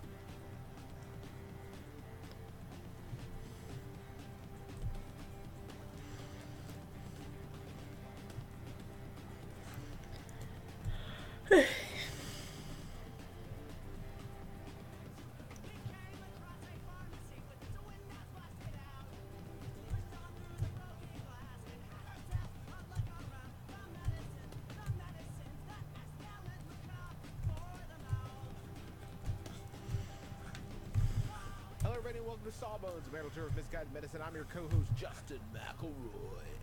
And I'm Sydney McElroy. A little too much. Yeah, I'm not gonna do any of that. I have Cooper on my shoulder. He's very close to my mouth, so Hey, I'll use my regular voice, which I think she finds soothing, Yeah. or at least not. It's I not do. like that. I That find it thing you soothing. just did. That thing you just did was not soothing. Have a drink of my horse's neck? No, the voice thing. Oh, okay. I'll try to keep it to a minimum. Hi, everybody. It's Max Fun Drive. I don't know how I feel about that foot. I think it's Were you fine waiting though. for everybody to say hi? Hi, Justin. You pause as if you're waiting for everybody. Everyone, did you know your Hello, headphones? Mr. Did you know McElroy. your headphones or microphones? Give it a try. I'll listen. Oh, you card. It's Max Fun Drive, which is the time of year where we come to you just once a year for a couple weeks and say, hey, if you enjoy this show, please kick us a few bucks because it's how we support the network. It's how we keep all these shows running. It's really important to us. So we're going to talk about the Max Fun Drive and what it means and everything here in the break. But I mentioned right up top, if you like can cat take a hair all moment, over if you my haven't face done it now. yet, the drive is winding down. We just have a little bit of time left, so please, right now, if you're waiting for the moment, this is the moment. Go to MaximumFun.org/donate, and $5, $10 a month, whatever, 20, whatever you can do. Whatever you can do. It really helps us out. It helps make our shows. It helps us make our shows better and bring new shows onto the network. But enough about that, Sydney. I'm so excited about tonight's show. It was my idea, and I think I'm going to regret it by the time we're done. But regardless, do you have a name for this that we've that we've cooked up here? No, I didn't. I've titled my document Sawbones Quiz, and that's not very. Whoa! That's not a. I'm gonna. That's just a literal. That's exactly what we're gonna do. I'm gonna call it the Ghastly Gauntlet, a Sawbones Super Quiz. Ooh. The Ghastly Gauntlet. A That sounds like Super Quiz. the first part sounds like it's from Harry Potter. Yes. Yes. Yes. There is nothing about Harry Potter in this quiz. I would beat you in a Harry Potter You would quiz. beat me in a Harry Potter quiz. We got the Smurls just went to Universal and they brought back Harry Potter Trivial Pursuit. Mhm. Sydney's looking for you dominating. Yes. Yes, Yes, I am a Gryffindor. In case you're interested. Yes, I'm a Justin. Hufflepuff. Yes. We make it work. So here's the thing, and this is going to be fun because you can play along at home if you would like to, and try. Sydney has gone through the history of Sawbones. Not all. I mean, the you can go to episodes, but sleep if you like. You don't have to stay here. and pulled out trivia questions, some number to be determined, time dependent. Yeah. Trivia questions based on our previous episodes that she is going to quiz me on to test my comprehension and let you sort of at home test yourself. What have you Alrighty. This is an educational podcast. What have you retained? Absolutely. And your prize, if you do well, is Tweet this- your score. Get those bragging rights. Tweet your score with the maximumfun.org/donate link. Tweet and your score out with the MaxFunDrive hashtag and that donate link, and you'll have the satisfaction of a job well done, as well as my pride in you. Yes. I will be very proud yeah, of make you. sure to tag us in it too, and we'll retweet some of those if you really crushed it. Yeah, if you did well. If you didn't, we won't retweet it. Mercifully, we Yeah, won't. we don't want you to get internet bullied. We don't want everybody to make publicly fun shamed. of you for not remembering all these episodes. So, friends, it's me, Justin McElroy, Ready Player One, me, Justin, stepping into the Oasis and preparing for this virtual gauntlet that Sydney has prepared. So you know, it's a mixture of there's some multiple choice, there's some just answer the question, essay type, I suppose. Essay Do I time. care about Yeah. that? I don't think I need the So, blink. it I'll just leave it depends. out. Then I'll Our do first some one, tears. I feel like we're starting out kind of mild to get things running. Okay. So question number 1. What was the tumi used for in some ancient Andean cultures? And I am just going to say, you are on a computer, and I'm going to trust that you're not going to I'm not Google Googling. anything. I'm creating a score sheet here Okay.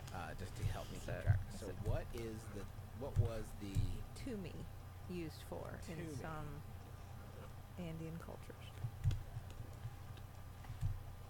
if I ask the episode, would it give it away? Mm-hmm. Okay. The tumi was a device used for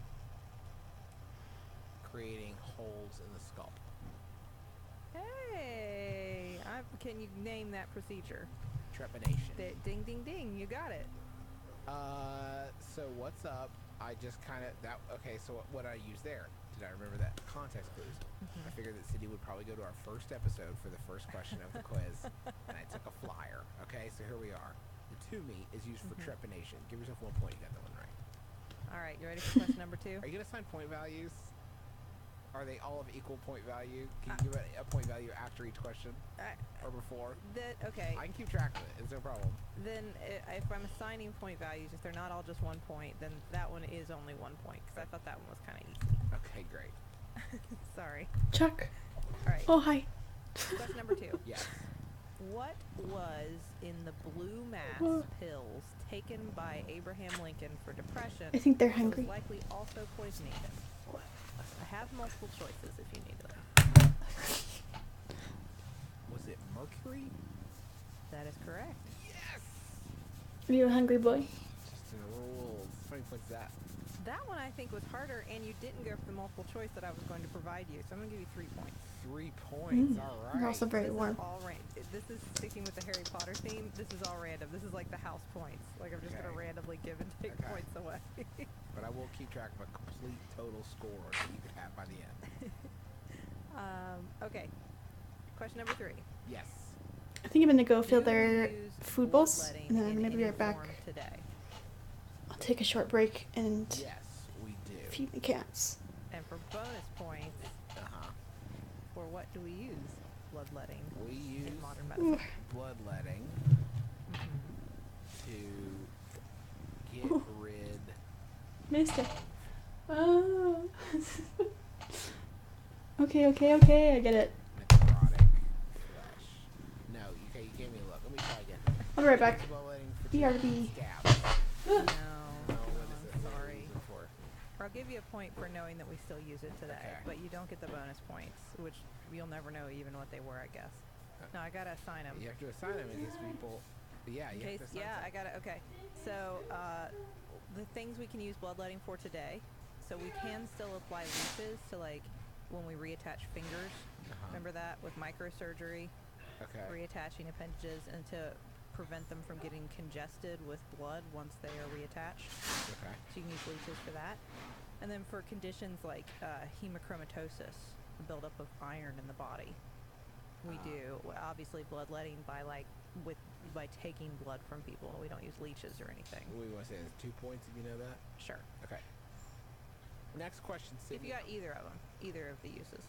Okay. Yes. Yeah, you didn't have to get both. Okay. Question number 4. Okay. According to the now defunct urine flavor wheel, from what ailment did you likely suffer if your urine was astringent, sweet, white, and sharp? And again, I do have multiple choices if you need them. Okay, yeah, give me the multiple choices. Okay, your choices are anemia, diabetes, cholera, or lupus. Okay, and what am I Okay. Sorry. Astringent, sweet, Cats have been fed. and sharp. Stick these back in my ears. The only one I remember is that diabetes was sweet, so I'm gonna say diabetes. That is correct. Woohoo! I'm also gonna have a snack. Except lupus in there as a nod to health. This is probably audio hell. I'm sorry. It's never lupus. Sometimes it's lupus, but in this case it wasn't. Okay, how many points? That was a tougher one. We'll give you 3 points for that one. 3 points again, okay. Even with the multiple choice. Yeah, you're right. No, 2. So it's a 3-point just question. talked yourself down. If you knew it without the choices, it's a 3-point question. I got 2 points. With You got the 2 points. 2 out of 3 points. Okay. Fair enough. Now the urine flavor wheel, we should provide some context with some of these in case people never listen to the episode. Yeah, I figured we would. If we just go straight through them, we're gonna run out of time. Yeah. We're gonna run out of questions. So yeah, you're kind of the physician here. I didn't even know what this was, so maybe you should. The provide urine context. flavor wheel. You don't remember? There used to be a. Dude, Squid, I'm trying to like. Okay. There used to be a tool that physicians could use. And I mean, it's self-explanatory.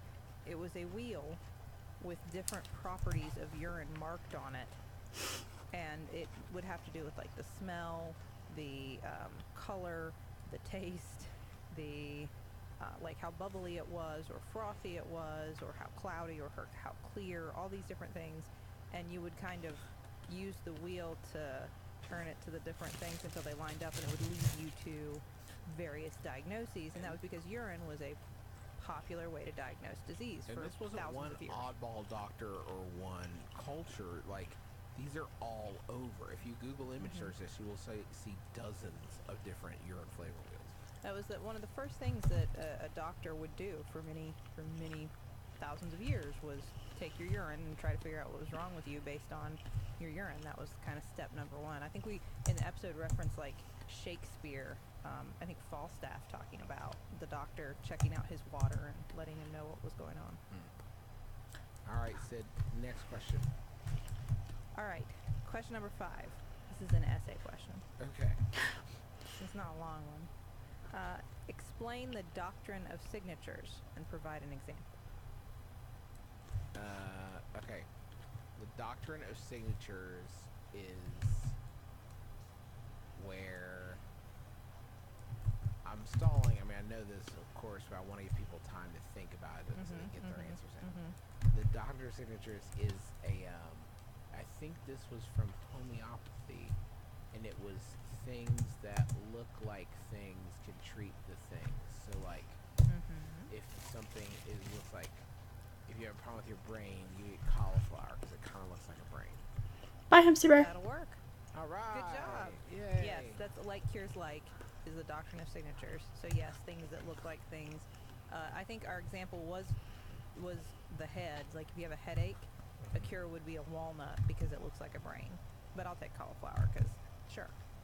But that's You got the different idea. From like attracts like is the secret, and that's the law of attraction. That's different from the what did you call it? What did you say it was? Doctrine of signatures. Doctrine of signatures and law of attraction. Yeah, are I'm probably gonna be done with the stream in just a little bit anyway, so it's not like. but It is not the secret. That's But- like You guys will be like- missing much. I'm just drawing the My flavor tears. of the doctrine of signatures, while it is not real life, Because is he's gotta be a cry. much like more poetic. It's a beautiful idea, and it's a lovely name for it. It's not real. It's all made up. No, it's all fake. But I just like the name, the doctrine of signatures. I mean, it's a very good name. Yeah, it's better than the secret.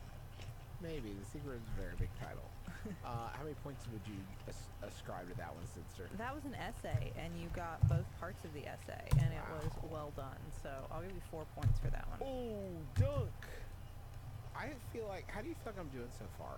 But I think you're doing impressively well. I mean, you've only missed like one, right? Yeah, I feel like I'm crushing it. All right, I feel really good about this. All right, let's keep trucking. All right. Question number 6. Okay. Which of the following was not a former patent medicine? Okay. Was not. Vicks VapoRub, Luden's Cough Drops, Angostura Bitters, or Phillips Milk of Magnesia?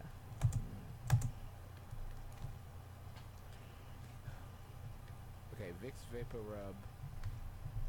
Luden's Cough Drops, Angostura Bitters, or Phillips Milk of Magnesia? I'm pretty sure that Vicks was. I think Milk of Magnesia was. I'm pretty sure Angostura Bitters was. I know that was originally created. I think it was patent medicine. I'm gonna go with Luden's Cough Drops are the ones that were not patent medicines. I'm going to say I feel really bad because this was a trick question. They were all former patent medicines. Oh man! Can I give you a point because I feel bad? No, you can't give me a point because you feel bad. I don't want your pity points. This and would neither not. do the listeners. This would never be allowed on a test, especially like in med school. The professor would get eaten alive for a question like this. So no, these were all patent medicines. I just wanted to demonstrate that so many things that are now we use as medicine today originated as these fake not real medicines, just items that made you have different effects and that were well marketed to people and sold widely. What kind of point value would you give that one, Sidster? If you got that, since that was a trick question, if you managed to get that one right, you get 4 points for that. 4? Yeah, All right. that was a hard one. I know. I just feel like okay, It fine. was really unfair. Yeah, it was. I really, acknowledge that. It was really it was unfair. really unfair, Sid. Okay. All right. Go ahead. Next one. Question number 7. Yes. What did Austrian physician Wilhelm Reich believe was the cure for all neuroses? Wilhelm Reich believed that the cure for all neuroses. And I have multiple choices if you need them. No, I don't. The Okay. cure for Wilhelm Reich believed that the cure for all neuroses was a orgiastic cosmic sex energy that he tried to capture in a box. You know, I put the orgasm, but I'll accept that answer. Okay. Because the orgasm was the climax of your orgiastic sex energy. He was trying to capture the energy. He was trying to like bottle up that orgasm. Bottle an orgasm, yes. Or orgone energy, is that what you call it? Orgone energy. Oh man, somebody's been listening the whole time. And you may remember from this episode, You Wilhelm gotta start Reich. giving me the points right away, or else I forget. Oh. Give me the points. Yeah, how many points? 3 because you didn't accept the multiple choices. Okay, if you needed the multiple choices, I guess I'm sorry. I guess I could have You get asked for 2. that. Okay. So if you remember, this was Reich's sex box. He created a box it was like a Faraday cage to collect orgone energy, Mm-hmm.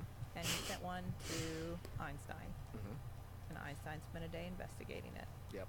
and determined that he could not find any cosmic sex energy in the box.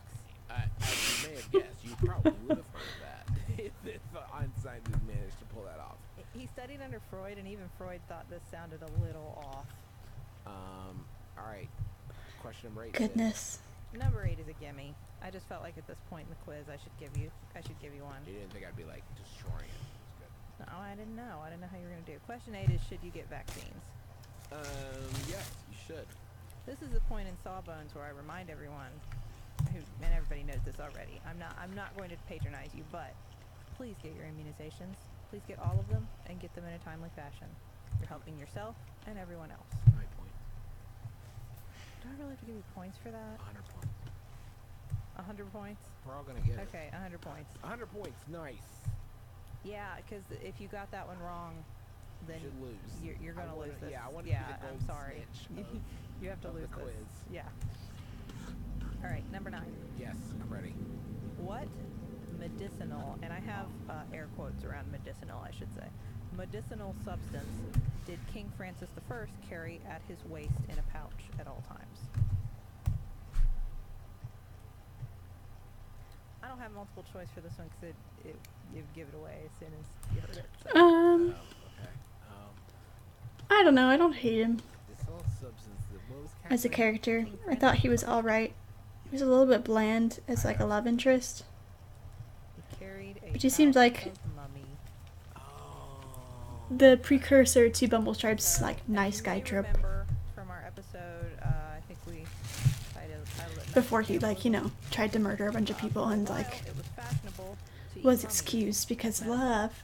So fashionable that we almost ran out of mummies. We didn't. I think there's still some left, but Delicious, by the way. Dry aged at this point, they're gonna be even more tempting. all kinds of human substances were used as medicine, but mummies were the most shocking and most powerful. So, How many points would you have given someone for getting that one right, Sid? we'll say 3 points for that one. All right. 3 points. All right, one more before the break. Okay. King Louis XIV, that's the Sun King, had over 2,000 of this medical procedure performed in his life. What is the procedure? King Louis, Sun King, and what? Over 2,000 of this medical procedure. He had this medical procedure performed over 2,000 times in his life. Sometimes while holding court. Is it an enema? That is correct. Yes. The Sun King loved his enemas. Yes. As a lot of royalty did at the time. I don't want to single him out. But he Enemas were really very liked popular. But yeah, he famously even while holding court. 1 points. That was another tough one. You get three for that one. Great. All right. We are. Hold on. You know what? I'm actually gonna pause the recording, and I will give you come back with a quick tally of where we're at currently. So currently, by my math, we are at 127 available points. Of those, I currently have 117 of them. It's really good. I think it's not bad. Mm-hmm. Another thing that's not bad is supporting the media that you love. In fact, Sydney, I would go so far as to say it's good. It's really good. It's really good to do that.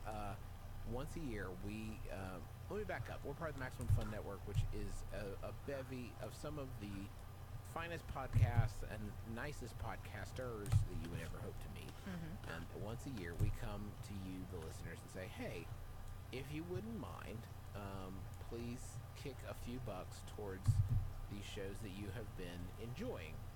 It's how we keep the network running.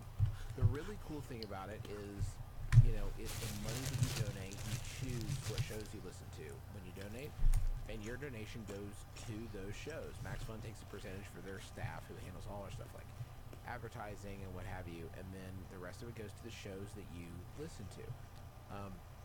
We don't force people to pay for this stuff. We release all of our shows for free, and we always are going to do that because I want anybody to listen to that wants to. And we're happy to do it. It makes us happy to make this content. Yeah, but it also it takes time, and being able to make money from the stuff that we're making makes it easier for us to make more.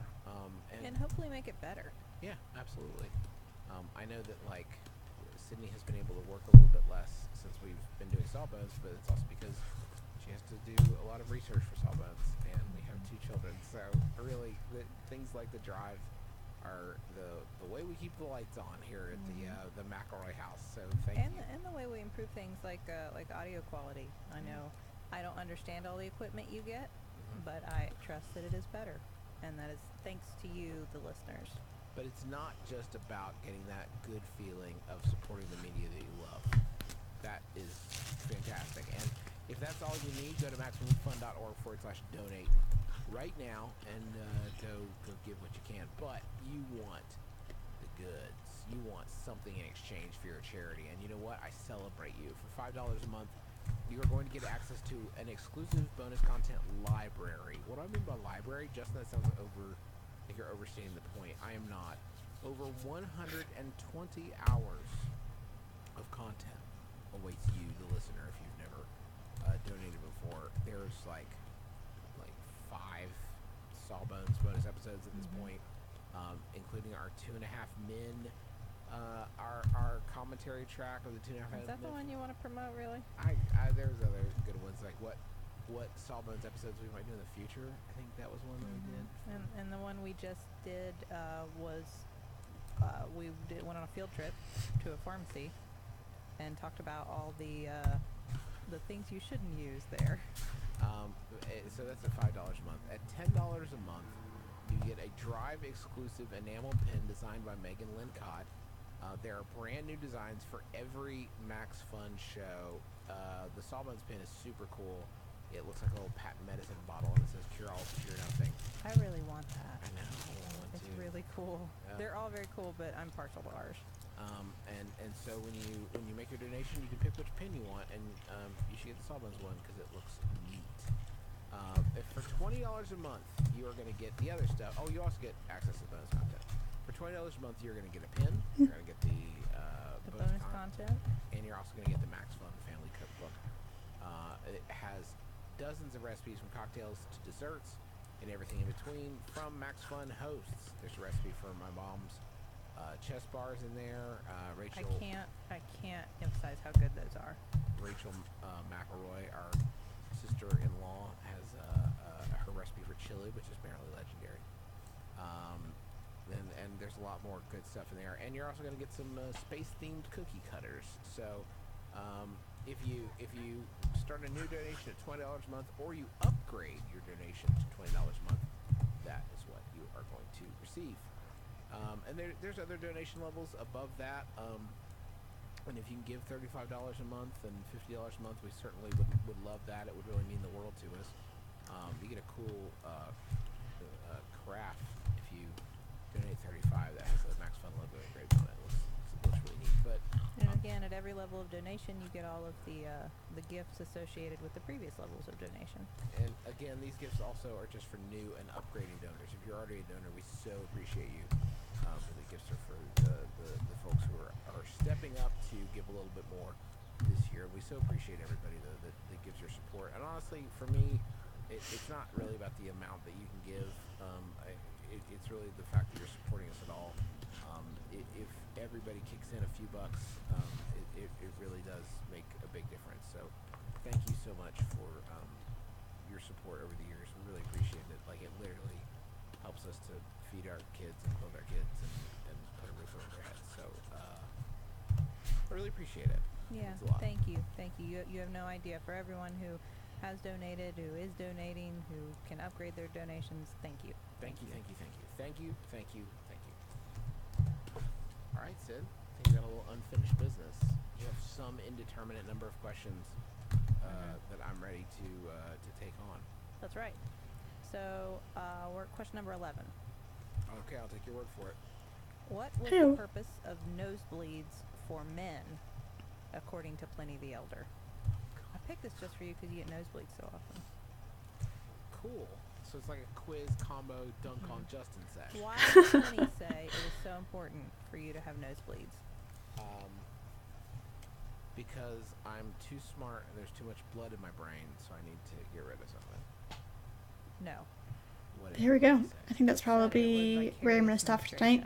Vicarious menstruation. What a sweetheart Yeah. that would be. Just You would cause get headaches. I'm getting and hungry and joint it's time for pain dinner, so I if you might go did and not get have some regular dinner. Nosebleeds, so he thought it was very important. Okay, vicarious menstruation. How many points would you give for vicarious menstruation? Oh my gosh, that's like Oh, a that's much lot, better. isn't it? Yeah, that was a toughie. That was tough. I 5 had points a for that. frame too Oh, long in God, that. of course it was the biggest one. Sheesh. Okay. That's kind of how I'm gauging how many points they should be worth, so now I feel bad. Oh, okay. That's fine. All right, number 12. What is a trichobezoar made of? He's so sad. Look at I that have sad multiple cry points if boy. you need them. Here. Anyway, Hey, thank you guys for coming out to stream. You got it. You got it. I enjoy That's doing 12 them. points, right? You got it Really without wasn't that the hard. Um, Got it right away. without the Huh. multiple choices. Yeah. Hopefully I'll do another one before the end of the week. I'm not really sure though. 13. And what is that? Oh, it's trichobezoar. I should Yeah. probably, yeah. Yeah. In case you didn't listen to that, so bezoar Bye. are